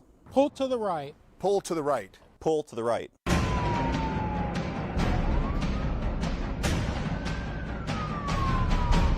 So help us help you. We need you to pull to the right. The Riverside County Transportation Commission has partnered with California Operation Lifesaver to educate Riverside County residents about how to be safe around trains and railroad tracks. Here are 3 safety facts you need to know.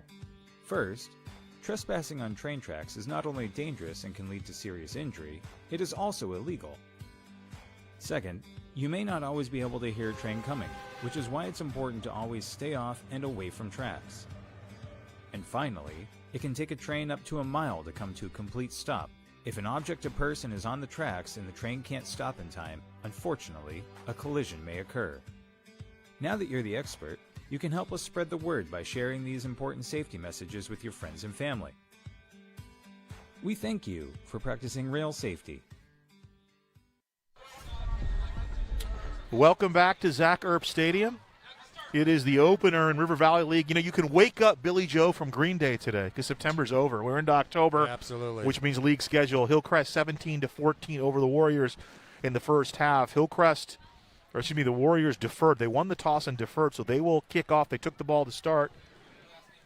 That's right. Hillcrest deferred. So Hillcrest will get the ball here in the second half. That's why it was so pivotal for Patriot to try to get points, but the field goal was a little bit short. Yeah, unfortunately, they could not convert that turnover into points on the scoreboard, and that is somewhat of the difference here. But this has been a great ball game so far. These two teams have matched up fairly well, in spite of the fact that we've seen a fair amount of mistakes coming from the Warriors in the first half. Yeah, I mean, you got to be ecstatic if you're Patriot with the penalties and the turnovers. Yeah. You know, those turnovers led to 10 points directly, and you're still in this ball game at 17-14. Now, you got to have a defensive stand, though, is the issue here. That's what it comes down to at this point. So let's see what happens here in the second half.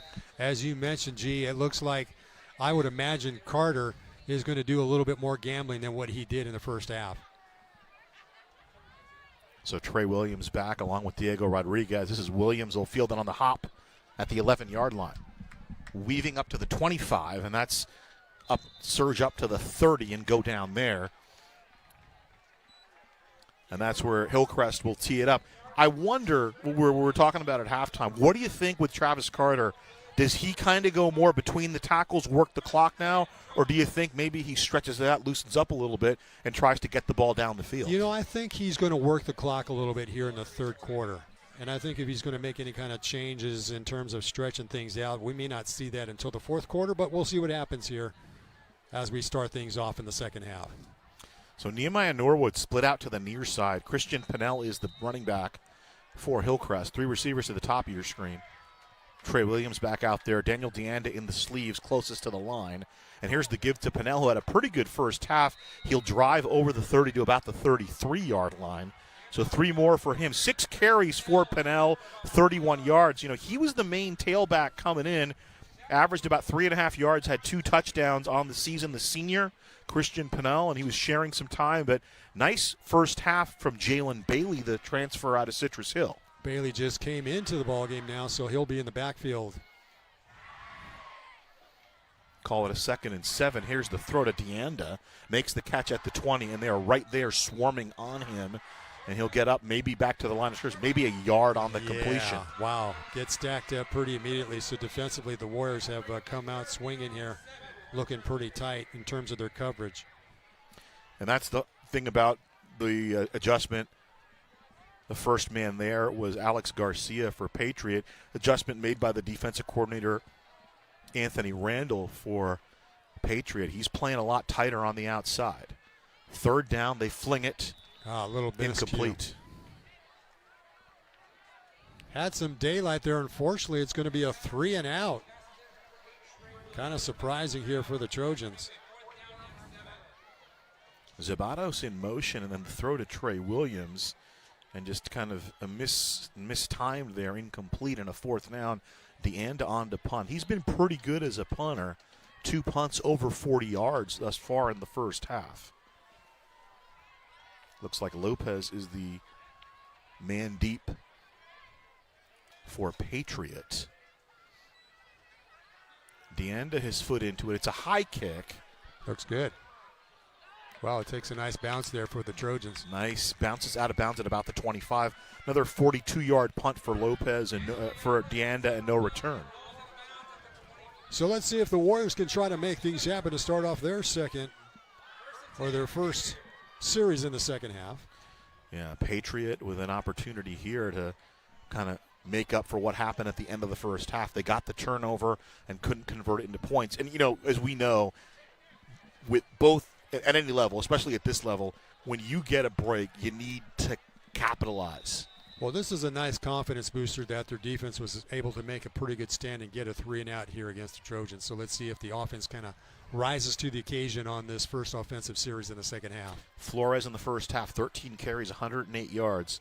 His 5th 100-yard outing in 6 games this year.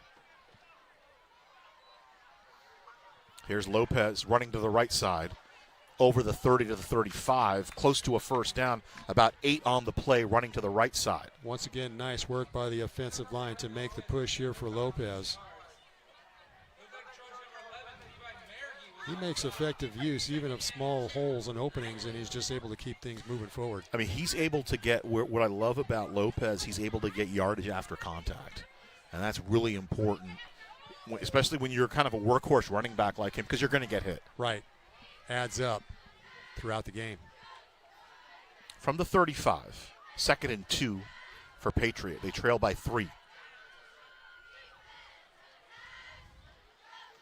Double tight set, the direct snap, first down. Trying to stay on his feet at about the 40-yard line. So call it a 5-yard pickup on the play. Moving the chains. Murgy getting up from the bottom of the pile. He's been around the football a lot tonight. I like the way Lopez is really kind of patient. He's looking around for that open bit of daylight, definitely looking to make his blockers try to make things happen, and picks up the first down here for the Warriors. Yeah, the big guys on the right side, Lopez, Christian Lopez, and Nathan Burns moving some bodies.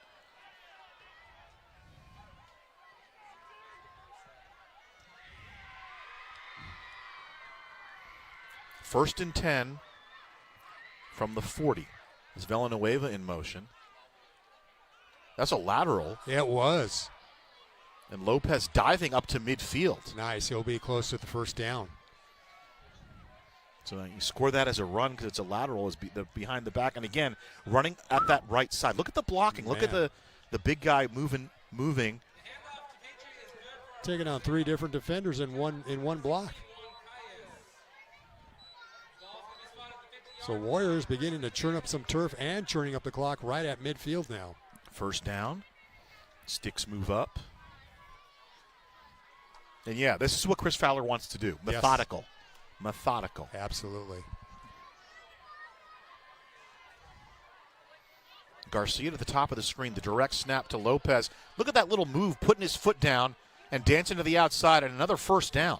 You know, he's not lightning fast, but boy, his foot movement really keeps him moving forward, and looks like he's going to get himself another first down. Fred Astaire out there, or to be a little more modern, Savion Glover. Remember, bringing the noise, bringing the funk. Great Just footwork. that footwork, incredible footwork. Yeah. And this time they tried the left side. This is a nice drive so far. They just got to make sure they don't come up with a penalty or some sort of mental mistake. And again, they're playing without their best receiver, so they were pretty balanced. But after you lose Jacob Ballou, and they said he's been in the protocol, he'll be out, probably available next week. And that will allow them to open things up. Look at him dodge that first tackle. Now, the second level for Hillcrest got there, so not much there for Lopez. But, I mean, man, you're going through to the well every single time. It's pretty impressive. Yeah, the Trojans were able to seal up those holes pretty quick, and there was absolutely nothing there for Lopez to work with. They're going to give him a yard on the carry, though.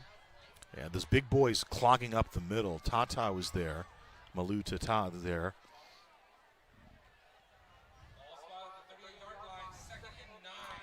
And they're fine with it. They just want to melt this clock. They want to manage the clock. And look where we're at already, G. We're at 7.5 to play in the third. After the quick 3-and-out for Hillcrest. Drive started back at the 25-yard line for the Warriors. Rolling to the right side. Here's Prado with the blitz, and the ball comes loose. Was his hand going That's forward? The question. They're going to say no. They're going to say Hillcrest football. I might question that. I hope we get a second look at that. I'm not sure if he was going in forward motion yet, but we'll take another look. Prado has been their big play guy. He's the senior in the defensive backfield, and they might have an argument there. That may be shades of 2001, the Raiders and the Patriots and the tuck rule. Not quite there. He was almost in forward motion, but nonetheless, it'll wind up being in Trojans' possession. Yeah, turnover, a big turnover there. The third fumble forced by Hillcrest. That's what we talked about, the mistakes. Here's Bailey running right. Bailey gets the edge. Bailey, open field to the house. Wow. 52 yards for Jalen Bailey, touchdown Hillcrest. What a way to capitalize on the turnover. Bailey scampering for that score. And, I mean, he's running that right side of the offensive line behind Isaac Antolin and Dan Smith, and it was a question of if he could get to the edge. And once he got to the edge, it was over. Yeah, unfortunately, defensively for the Warriors, they really should have been able to get to him, but nonetheless, they were able to, or at least I should say the Trojans were able to really make an effective run out of that. So the young sophomore transfer from Citrus Hill playing dividends. His old team could use him tonight. They're getting shut out by Poly at halftime. And DeAnda puts it up and in. Wow. And it's a 24-14. Now it's a two-possession game for the Trojans. What a swing. Here you had the Warriors beginning to drive down as we'll take another look at this run here, Gazal. Yeah. Look at the big fella, Jacob Hernandez, pulling, and just, a couple of guys just kind of reaching for Bailey, couldn't quite get him, and he's down the sideline. And look, Ma, nobody's around me. Touchdown. I think the defense was kind of figuring they could at least push him out of bounds, but nobody was close enough to make that happen. Yeah. Wow. Just when you had an effective drive that was beginning to formulate, it just all kind of falls apart, unfortunately. And you got to credit the defense for the Trojans for making that happen. Jonathan Prado, big play at the right time. The senior steps up and makes a big play for his team to kind of flip the table a little bit. Because you're right. Warriors were driving. They were doing what they wanted to do. They looked solid. They were melting the clock. They were moving the football. And Prado makes the big play. And, when I first talked to Travis Carter this year, he was just so impressed with, he said, Jonathan Prado does everything we need him to do, that senior leader in our secondary. Ooh, look at this. That's a live football. Man, almost got away from him. That was kind of scary if you're a fan of the Warriors here.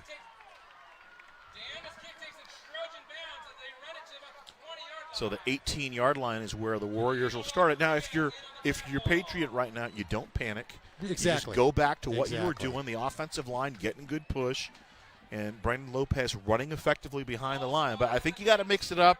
Miramontes had a nice couple of runs on that RPO, but I think the Hillcrest defense has adjusted to it. Okay, now the offense has to readjust for Patriot. There's more than enough time to make things happen, and as you said, G, it's a matter of just kind of staying the course here offensively and just trying to move that football. From the 18, Miramontes keeping it, but there's Prado. Look at Prado just stalking him down and dropping him in his tracks for no gain. Nice defensive move here. We'll take another look at this as Prado. Nice tackle here. So what? He's just spying the quarterback. Watch him. Ahmad Noor said, listen, your job, number 6. Beautiful. Boom. Textbook tackle. Yep.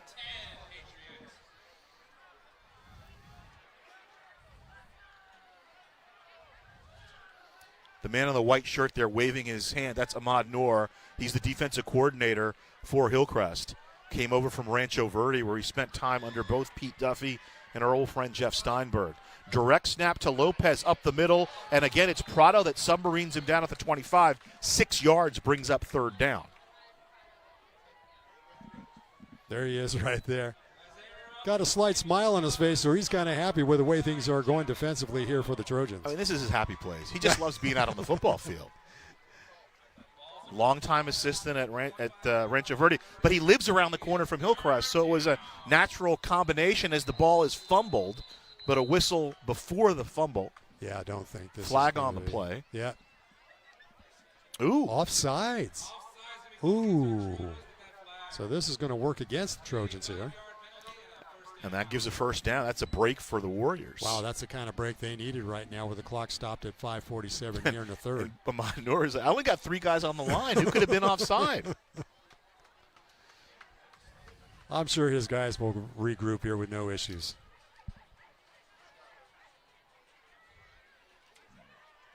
As mentioned, Coach Noor just lives down the street from Hillcrest, and his son comes out with him, and he's one of the ball boys on the team. And it's always fun, a little family affair. Good place to raise your son on a football field. Where else is a coach's son going to be on a Friday night? That's right. First down. Here's the give up the middle, and Lopez taken down. Jumping up and pumping his fist. Wyatt Scroggins making the hit for Hillcrest. That'll be a pickup of 2 here for Lopez. 21 carries for Lopez. He's been a workhorse tonight, 145 yards, Wow, JR. man, that's very impressive. Like I said, he's not a lightning fast runner, but, man, he's effective. Team game, JR. You got to read those blocks as Villanueva in motion. Direct snap to Lopez, trying to get the edge. Good pursuit and a nice tackle on the outside. Murgy was there, along with Diego Rodriguez.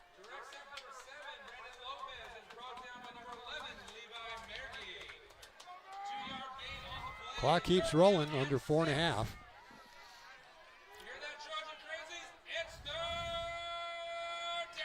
So 3rd and 6, need to get over the 40 for the first down.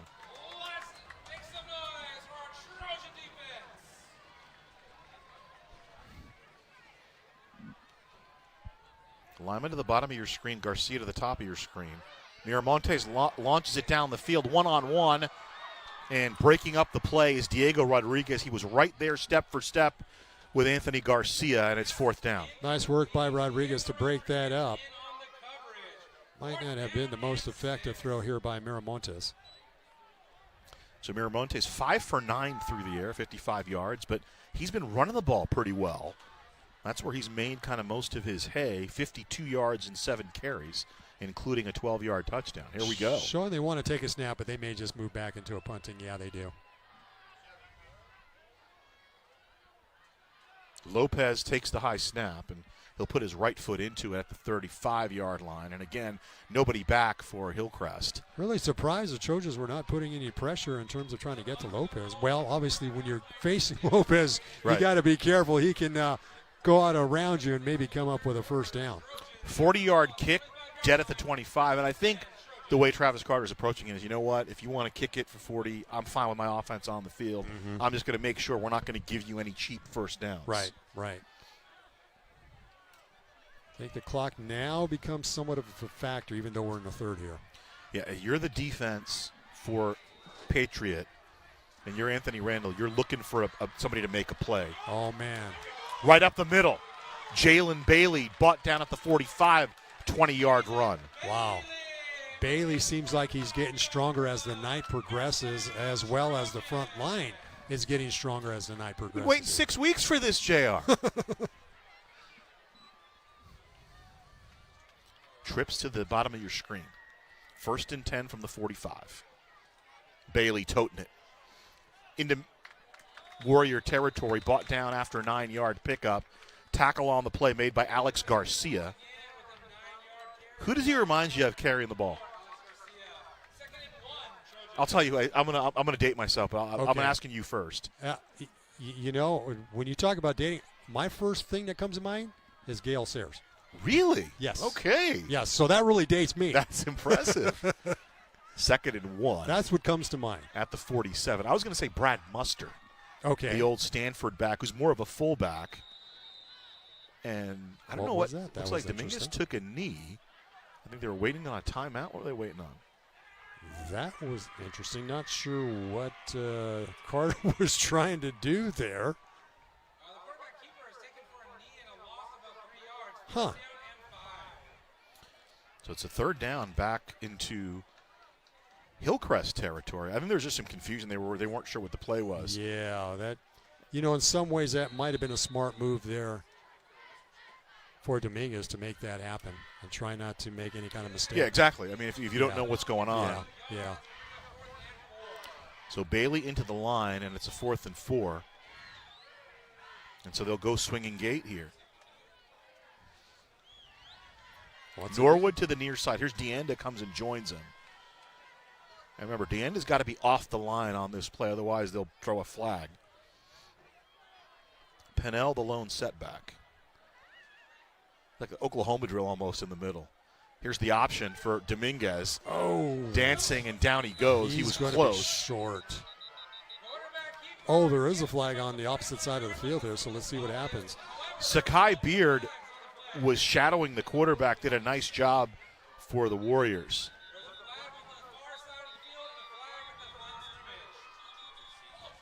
So, false start. Somebody was too close to the line. Yeah, it looked like one of the, I think it was Norwood, was just right on the line. Well, he was on the there. line, but somebody's you're allowed to have that receiver on the line. That's the tricky thing about this. You're not all together, so they're counting everybody who's on the line. Yeah. And I mentioned when DeAndre came into motion, that's usually where it happens, because if DeAndre gets off the line, that's too many men. He's got to be off the line. So dead ball and a legal procedure. And a dead ball foul going against the Warriors. Oh, wow. Let's see what is it going to just offset? Usually they mark off the personal foul. They marked off the false start. Oh, and now so they're going to mark make off it a 15. first down. Yeah. Wow. Oh, man.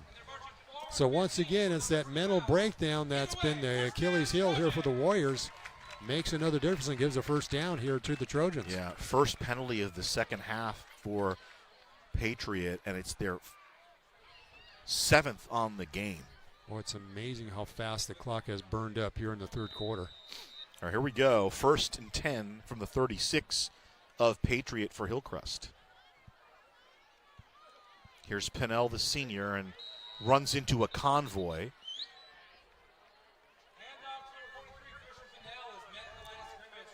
Nice defensive stuff here for the Warriors, keeping Pennell from making any gainer at all on this carry.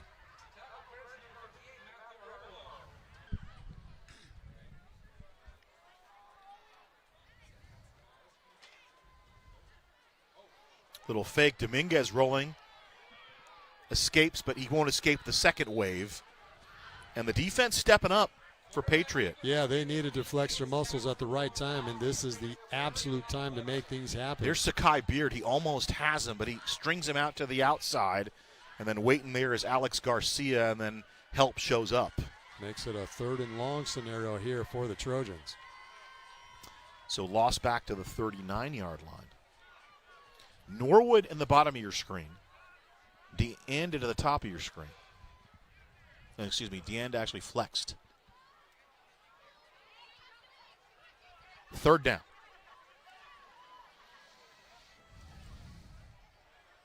It's Williams to the top of your screen.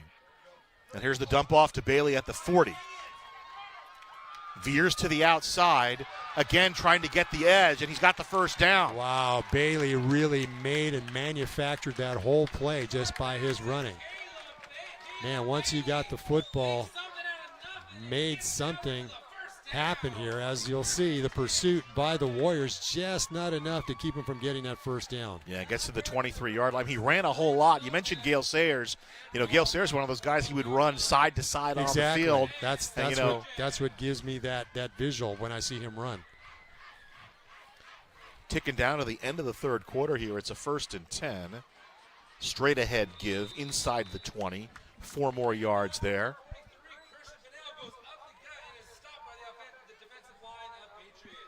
That'll be the last play here in the third quarter.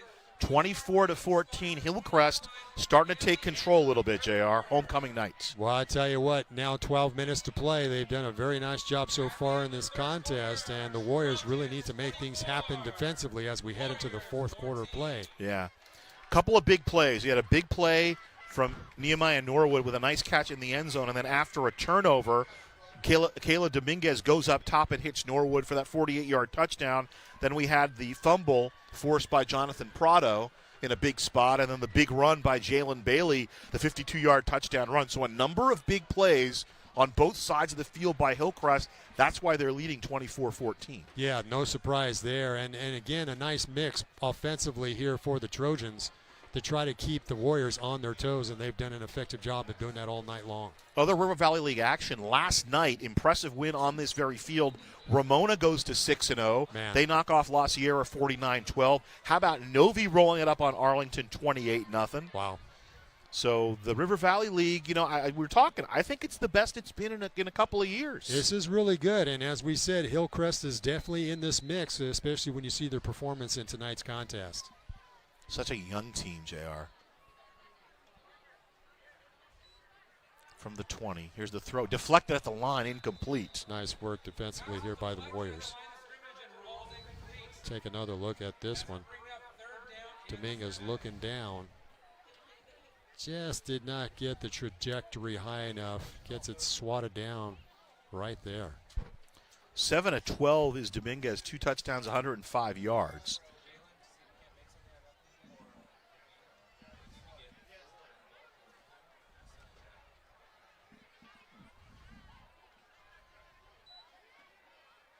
Here's the give to Bailey. Oh. And Bailey stumbles down for the loss. Looks like he's going to lose about 3 on that and take it actually a little bit more than that. Almost 5 yards lost on that carry. Who got him there? Somebody was dying. Oh, there we go. There's the, I think that was Beard. Got down and got tripped him up. So is Carter going to try to kick this one? Let's see. Yeah, Deanna's coming in. It'll be a near 40-yard attempt here. I like it. Gorham loves kickers, so whenever a kicker comes, I just let him go. And he just talks about how much he's like Bill Walton when he talks about kickers. From the left hash, so he's got himself a nice angle on this. Yeah, soccer guy. So this is kind of his preference here. This is doable for him. Let's take a look at this. He's going to bend it towards the near upright. Let's see what happens. Not quite. Oh, is it going to get taken? Oh my gosh! And it's a live football. Wow. Oh, my goodness. DeAnda trying to make the tackle, and finally it's Jaden Bishop who makes the tackle. And what a heads-up play. I was just going to – is that not heads up by the special teams? That is beautifully done. That is a great way to get some – And guess who? Brandon Lopez. Yeah. Brandon Lopez making that heads-up play. And this could flip. You know, we talked about it's a 2-score game, and here we go. Now there's great field position coming up for the Warriors in the 31-yard line of Hillcrest. Excellent field position. Let's see if the Warriors can capitalize on this one. And I think we have an injured Trojan down on the field here.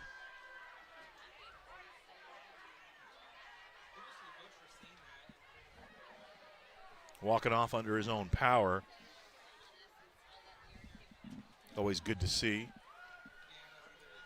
So now you talked about it. It's a 2-score game, and they're going to need to go to the air at some point because now time definitely a factor. It is, and I think they're going to have to kind of hurry things up just slightly, even though it's at 11:41 so far here in the beginning of this fourth quarter.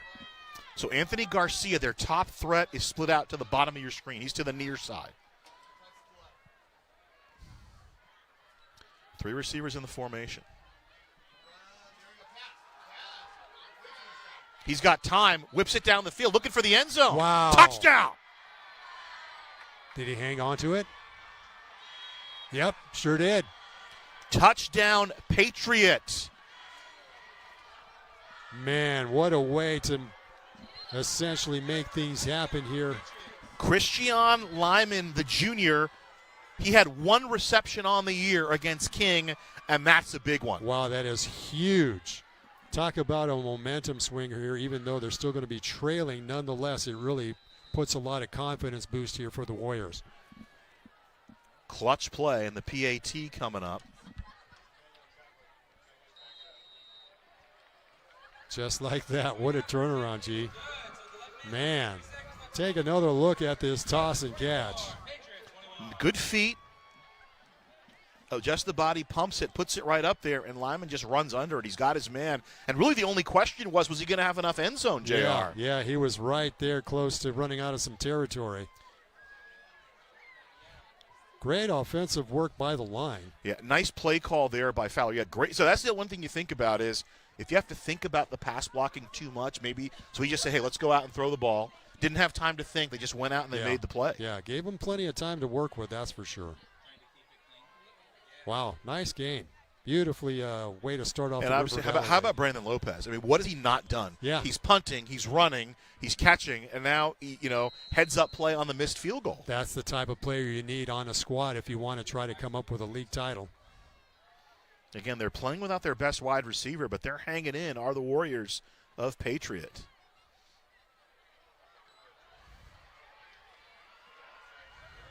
Uh-oh. Did I see a flag? Yeah, I think I do. So Williams returned it on the squib. But from the 11, Williams gets a nice block there and a return, and then they're going to add the face mask on. Well, I didn't see a face mask. I'm not sure what there. I think there was something else going on. Just actually, it's a holding call against the Trojans. Wow. All right, here you go. Now this is a big spot now for Anthony Randall's defense for the Warriors.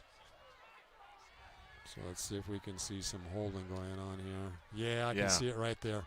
Yep. A little too much extracurricular activity. So Hillcrest 1st and 10, 4 receivers in the formation. Bailey's the running back. They'll feed Bailey, and he gets to the outside. Bailey to midfield. Bailey still going. Finally tackle at the inside the 30-yard line of Patriot. So he flips the field with about a 45-yard run. Is this not great to see the athleticism by Bailey? And there's nothing fancy. No. Find the hole and go. Yeah, he was patient enough to look for the opening. Once he got it, he was off to the races. And fortunately for the Warriors, they were able to keep him from heading into the end zone. So call it 45 officially. He's got a 45 and a 52-yard run tonight. He's over 100 yards. Here's the give again, little stutter step for Pennell. He dives forward to the 20. 10 yards on the play for Christian Pennell. He's now got 44 yards on 9 carries. So nice contribution by Pennell to make things happen here offensively for the Trojans. Good pickup. I mean, and now, you talk about the fourth quarter, JR. The 3-man front for Patriot is being pounded on by that big offensive line, and that's going to start taking a toll right now. That was enough to pick up a first down here for the Trojans. Deanda in motion, and the give to him. He'll try to sweep around the edge. He'll get the edge and kind of dances out just in front of the marker. Nice mix of play calling here, G. I like the way Carter's calling this here. Yeah, Travis Carter, definitely kind of a new world offensive mind. And it was hello, surprise, surprise, Brandon Lopez getting him there. Yeah. Mano a mano. Yeah. Norwood to the bottom of your screen in the near slot, that's Deanda. 2 receivers to the top of your screen as well. Option. Dominguez, the nice little move, but doesn't fool the guy in the middle. I think that's Villanueva playing some defense. Yeah, he might squeeze a yard out of this, if that. Going to make it a 3rd down scenario here for the Trojans. Instead, wow, that's nice job there, Alex Garcia. You box the quarterback, you wait for him to make a decision, and then boom, you go in on him. Keeps the clock moving. They'll snap it from the 15.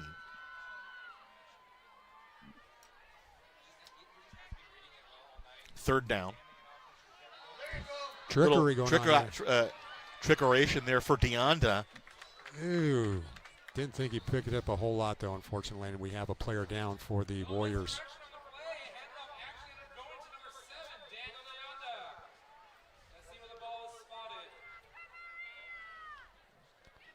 And spotted at the 11. That's pretty close to a first down. Let's take a look at this with Deanda making the end sweep. So there's Beard kind of bearing down on Deonda with a nice move. You know, I think, did he hit our cameraman? Yes, he did. Oh, did he knock Trevor over? Yeah, Trevor's back up on his feet. He's a tough one. He's a bruiser. So timeout on the field, 4th down. And I think if you're Hillcrest, I mean, you got the field goal opportunity, but man, I think here, 4th and 1, you got to go get it. I think Travis is going to go for this. I don't think there's any question he's going to go for this. You want to put a knife in the heart, especially with 9:52 left in the contest. Yeah.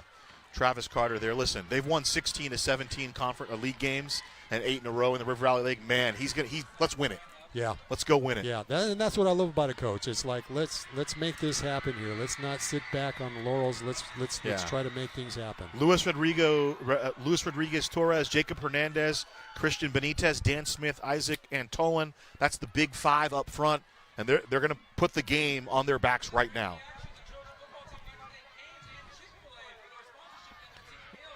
I just think Dominguez takes it behind the big boys. Get the first down. Yeah, just push it forward. Yeah. Just push it forward. Bailey's there, though. Jalen Bailey, the tailback. Going to give it to Bailey. He gets stacked up, but I think he might have it. Yeah, the Surge should have it. The way the line judge is walking on the 10, that's enough. You watch the line judge walking up. That's Demetrius Jones. Yep. His feet are inside the 10. Well, the initial hit, that's the second effort that got it, JR. Yeah, that was a great surge there by the Trojans to come up with a first down.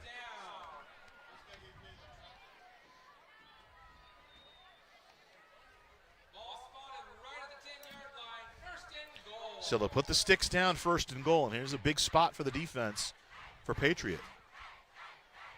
You want to stop them and hold them to 3, and then get the ball back, chew up the clock, try to win it. Yeah, and again, now the clock becomes a key factor here with it stopped at 9:42 remaining in the ball game.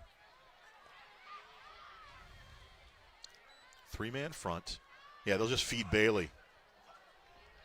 Beard with some initial resistance, and then Pison looked like he finished it off. Hey, give credit to Patriot, JR. Maybe barely a yard on the carry, if that. Maybe not. Depends on. Actually, maybe a pickup of a foot or so.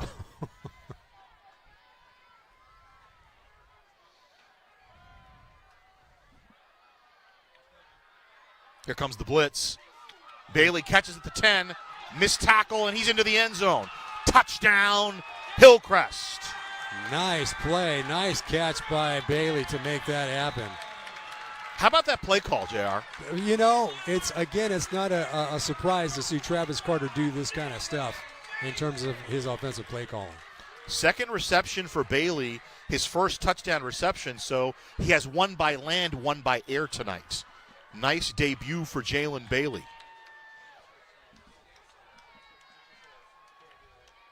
DeAnda on. And one of those Patriots, one of the Warriors had him dead to rights. Yeah. But he's tough to. It's easier said than done, though. Trying to make this a 10-point contest. Well, that looks like offsides big time. Trying to get as much advantage as possible, I'm sure. You know, the defense has been hurt by injuries. And I was talking to Chris Fowler, and he likes his defense. You know, he says, I like them. You know, we've had some growing pains. But he talked about 2 things. He said, you know, I've been disappointed that we've not been able to finish. And he said, that comes with time. And he said, you know, the little things have hurt us. And I mean, you know, coaches know their teams. Yeah, they do. And he was telling me, hey, those are the 2 things that played out.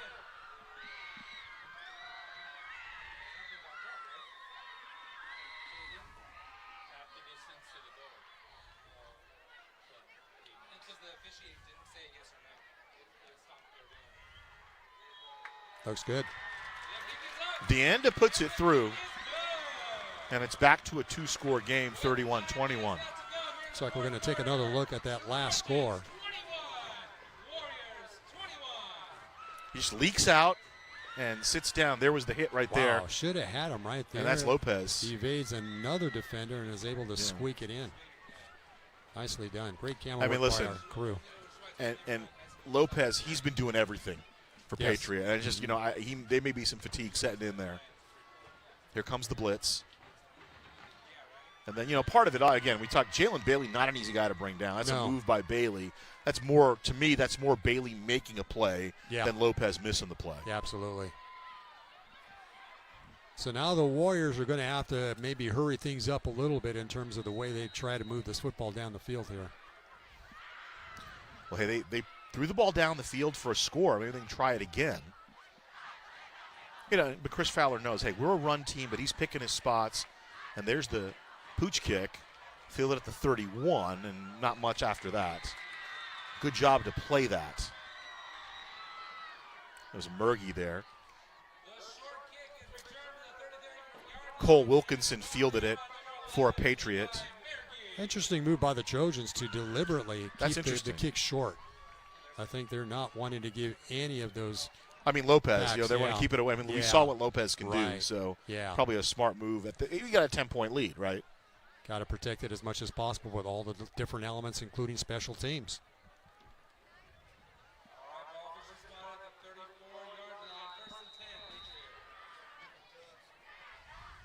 Interesting watching the wheels turn. This Hillcrest is kind of a younger coaching staff, so it's real interesting to watch how they kind of work the game and manage the game.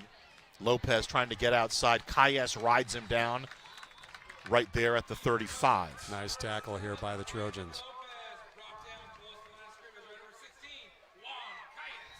23 carries for Lopez. He's been the workhorse, 148 yards. That doesn't even mention, I think, a 67-yard missed field goal return to set up the last score. He's done it all for Patriot. That is a key factor right there. I think he had an interception for them as well. So he's done everything. He's made plays on special teams. He made plays on defense, and obviously made some plays on offense. Has done everything you want to ask of a player in this kind of a contest. Whoa! Direct boy. snap. Is that not great athleticism and concentration there? Concentrate. by Lopez. Look at this. Let's take another look at this, Chief. Wow, look at that. Kept denying that, which is great. Made sure he hauled it in and able to get a positive play out of the possible miscue there. Gabriel Luna there. That was impressive. Get a look at Chris Fowler there. He's the man in the headset. 9th year head coach for Patriot High. Proud graduate of Harupa Valley High School. Supa Dupa Harupa. 3rd down.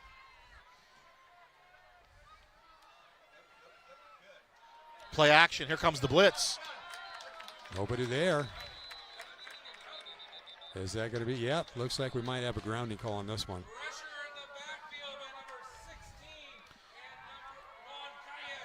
Calles and Pontremoli. And looks like Miramontes is down. Yeah, Miramontes is definitely in some pain here. Didn't see exactly what happened, but I know he had a couple of big bodies on him there. Chris Fowler knew he was going to potentially be the starter in the fall, but didn't play him in the spring because offensive line-wise, they weren't healthy. They didn't have all their guys. And the offensive line obviously has done a pretty good job tonight. This has been a physical Hillcrest defense. Yeah. They have, Tony Martinez has been the offensive line coach for many years, but Anthony Palomares is helping out. Palomares played at Patriot. Then he went to play at Victor Valley, ended up playing for Jay Norvell up in Nevada. And so he was a 2-year starter, a member. Now, the cool thing about Nevada is they have a nickname for their line, JR. How cool is that? The Nevada offensive line is the Union. That's a great kind of name you want for like a blue collar kind of work, exactly. and and of course Nevada is where the pistol was invented, or I guess perfected. Yeah, perfected. Yeah. Chris Alt running that program for many years, and they really heavily recruit the Inland Empire. Mm-hmm.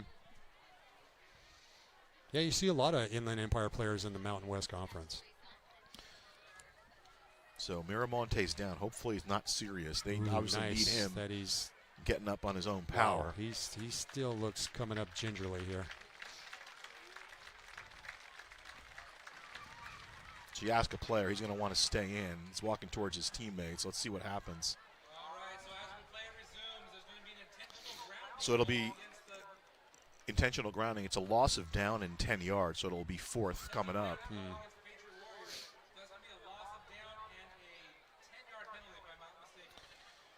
Hey, nice adjustment defensively by Hillcrest in the second half. You know, we watched the first half. It was a pretty tight game, and they made an adjustment. Defensive coordinator Ahmad Nur made an adjustment, and also Travis Carter kind of was a little bit aggressive in the first half. They're definitely sticking to the game plan here in the second half. Yeah, very nice coaching job here by the Trojan staff.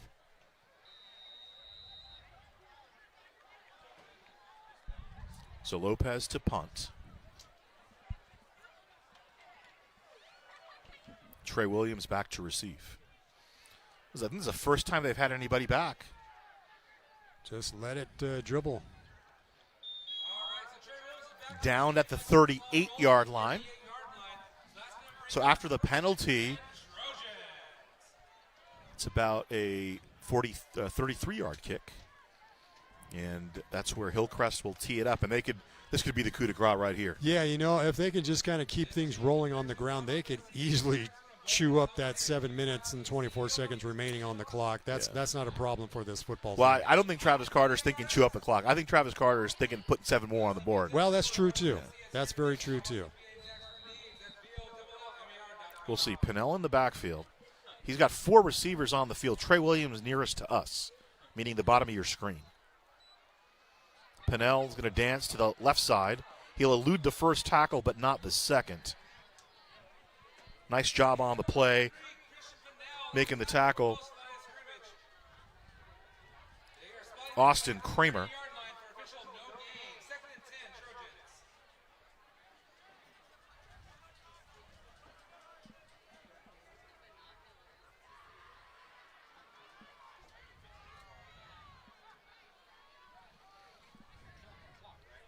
Caleb Dominguez. He played wide receiver in the spring, thrust into the role as quarterback, and Coach Travis Carter says it's going swimmingly.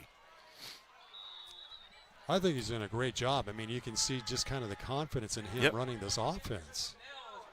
I mean, for being thrust in this position. And it looks like we have another player down on the field here.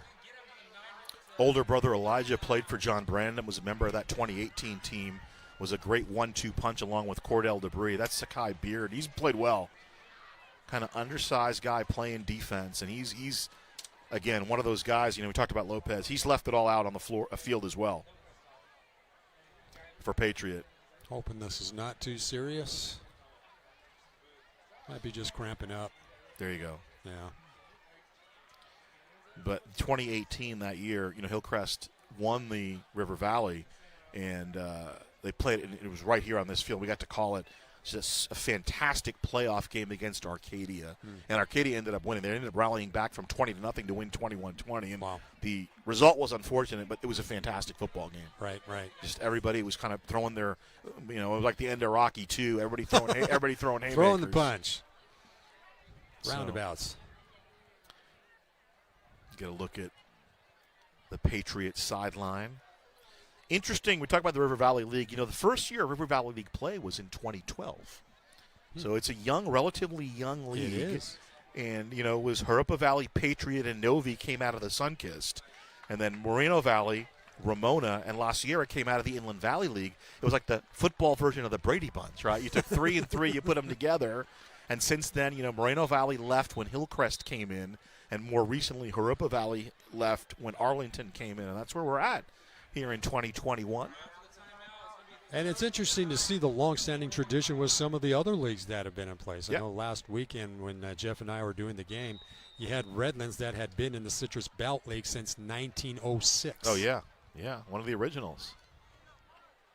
Bailey flares out, throw over the middle, completed about the 42-yard line. Zabatos goes down. Great grab. Nice play defensively by Jesse Valero coming up and making the hit. Boy, clock is a big factor now as it continues to roll just about to the 6-minute mark. Nice little tip drill there. It's an old John Mackey play, right? Tipping the ball to himself. If you want to go old school. That's a name I haven't heard in a while. The old Baltimore Colts. The Colts used to be in Baltimore, JR? Really? Like, what? Yeah. What? So 4th down coming up from about the 42. They need to get to the 47-yard line. So call it 4th and 5. Norwood to the bottom of your screen. In the near slot, that's Bailey. Abdurrahman in the far slot. Well, trips to the top. So you got Abdurrahman there. You have Zabados there. And you have Jaden Bishop up there. Great clock management by Travis Carter. He was just trying to make it look like he was going to run a play, but he just let the clock wind down. So that'll bring in Deonda for a punt.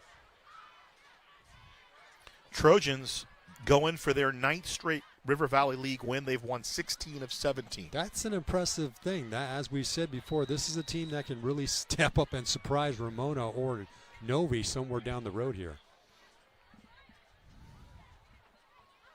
They take the 5-yard penalty. Deonda back to punt. Ooh, what a kick. Put his foot into it. It'll bounce at the 30 and roll inside the 20. Nicely done. Rolls dead there. Extra 5 yards, make it about a 44-yard kick. Now if you're a Patriot, you got to push the panic button. Well, now it's urgency, right? Yeah. Sense of urgency for Patriots. You better move now, it. do you have Miramontes out there is the question. That's true. Is he left. back out? I think he might be.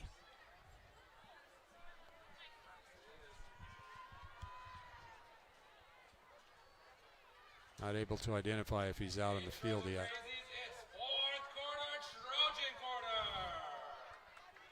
No, he's not. He's not in. They brought in, looks like a 21.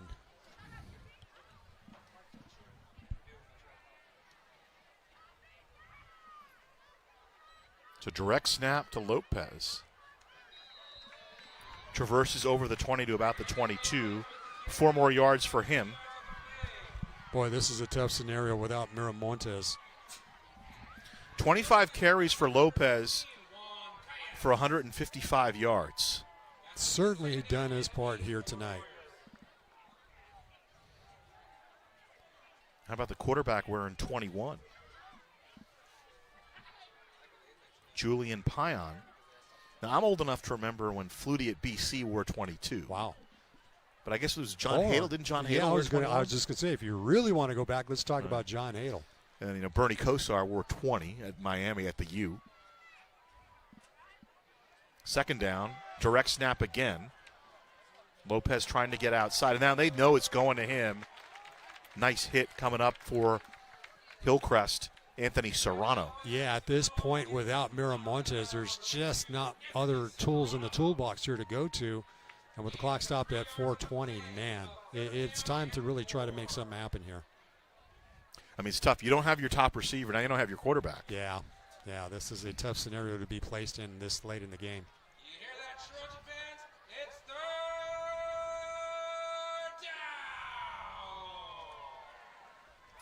River Valley League opener for both teams, the Trojans and the Warriors. A little bruised coming out of non-league play. Both 2-3. Fumble snap. And there comes the defense. Yeah. No quarter. Here's Prado finishing it off. Yeah. Jonathan Prado has been so big for Hillcrest tonight. This is like sharks smelling blood in the water at this point. Yeah. Not a good snap. That did not help things at all. There's Williams and Pontremoli, and then here comes Prado. Here we go, 4th down.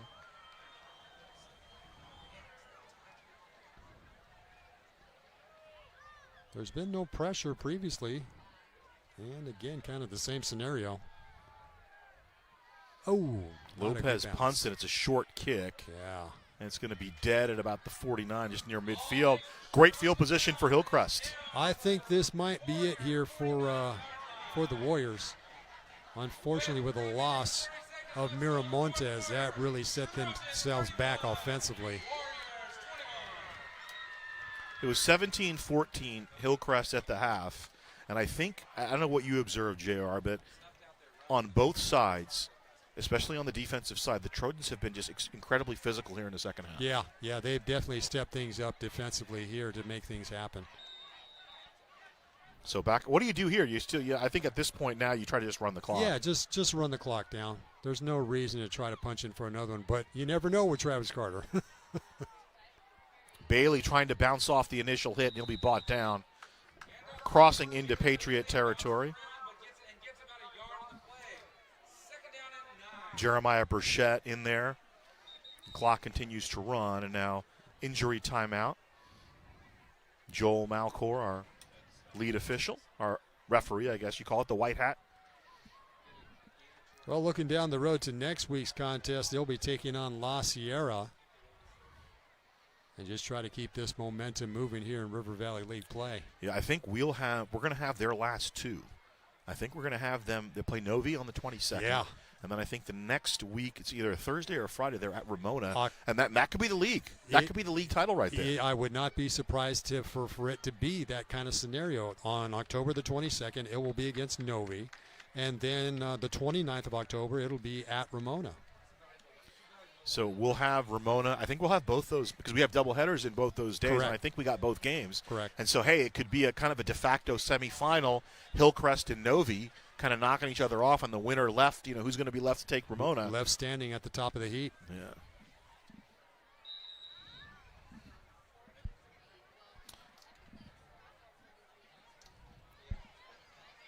So Pennell, the lone setback. The senior up the middle, slips down about the 42-yard line. Good run. Hey, any run that keeps the clock running for Hillcrest, that's what you want. That's all you can ask for at this point of the ball game. And hey,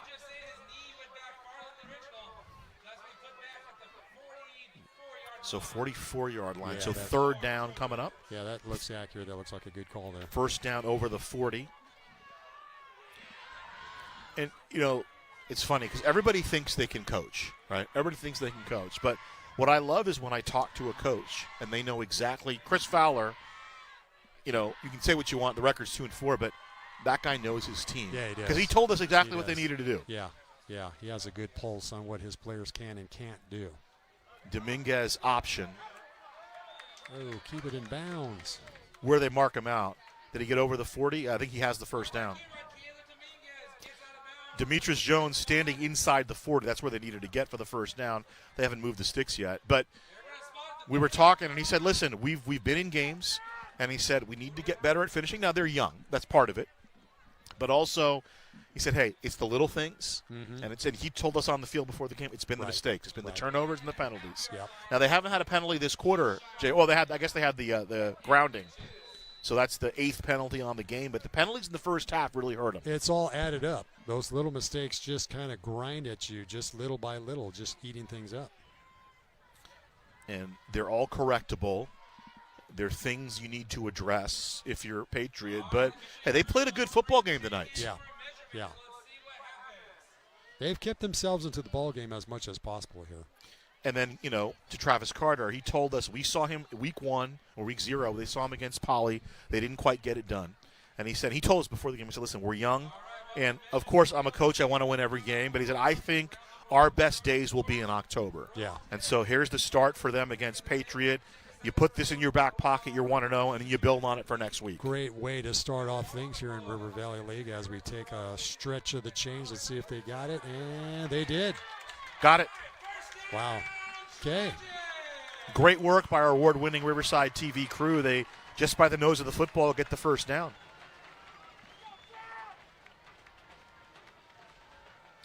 And let me tell you, down the road, and they got a shot of him right here, the success of this team, I believe, is going to be tied to Caleb Dominguez, who his coach, Travis Carter, has already said, hey, he's been amazing for us already. Yeah. But we've seen the growth from week 0 to now. And just even the growth tonight, I think this is going to be a huge confidence booster to come away with a first league win here for Dominguez.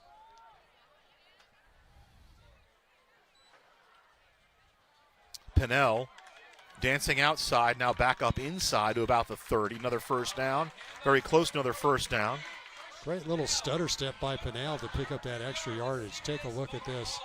Looking like he's going to come stack up in the middle. Stutters out to his right. Gets some daylight. Picks up some nice yardage. Jacob Hernandez just creating some space for Pinnell to work around. And just kudos to the offensive line. I mean, both teams, but Hillcrest, the second half, they've dug in, and they've moved some bodies. This is a good win here for Hillcrest.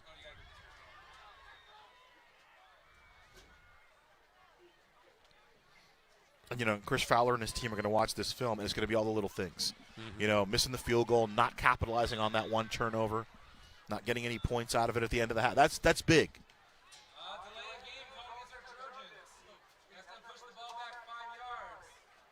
But the thing is, if you're a Patriot and if you're Coach Fowler, those are all teachable things. Absolutely. Those mistakes can be taken care of. Although looking down the road, it looks like they will have to face off against Norte Vista as their next contest. So it doesn't get any easier. Well, I mean, listen, the thing about Novi is it's an easy scout. But, I mean, they'll be prepped with the physicality tonight of Hillcrest. So they'll have gone up against a big offensive line. And that's what they'll have to do next week they'll have to match the intensity and match the physicality of Coach Batdorf's Braves. So the Trojans able just to take a knee and just run this clock out, come up with a victory here to start off their league play for the River Valley League.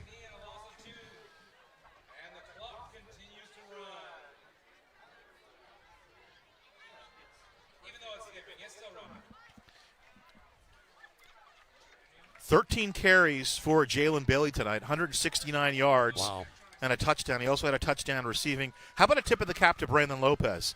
26 carries unofficially, 159 yards for him, 20-yard touchdown run. He had an interception. He had a return of a missed field goal that set up a touchdown for Patriot. What a game that young man had. Both of these athletes have really been shining bright tonight, and that maybe that's not going to do it. Yeah, it will maybe. Nehemiah Norwood, 3 catches, 69 yards, 2 touchdowns in those 3 catches. And really it came down to the turnovers and the penalties, mostly in the first half for the Warriors. That was a difference maker in some ways, but again, you got to give some credit to the Warriors. They played a very good football game in spite of the fact they're going to come up on the losing end of this. And as we said, the sleeper team of the league just might be Hillcrest. Yeah, the Trojans, they kind of played to par in the first half, and in the second half they just turned up the intensity, particularly on the defensive side. Tip of the cap to Ahmad Noor, the defensive coordinator for the Trojans. They had the wrinkle. They figured something out with the adjustment, and then when Patriot adjusted, they just got physical with them. Even more, this was an entertaining game for our Riverside TV fans. This was not boring by any means. There was action throughout the night, and there's a lot to glean from this contest. 31-21, the final, Hillcrest over Patriot. For J.R. Ibarra and our entire award-winning Riverside TV crew. Now, my name is Ghazal Hassan. We'll talk to you next week. Again, the final tonight. Hillcrest 31, Patriot 21. Happy homecoming to all the Trojans. So long, everybody.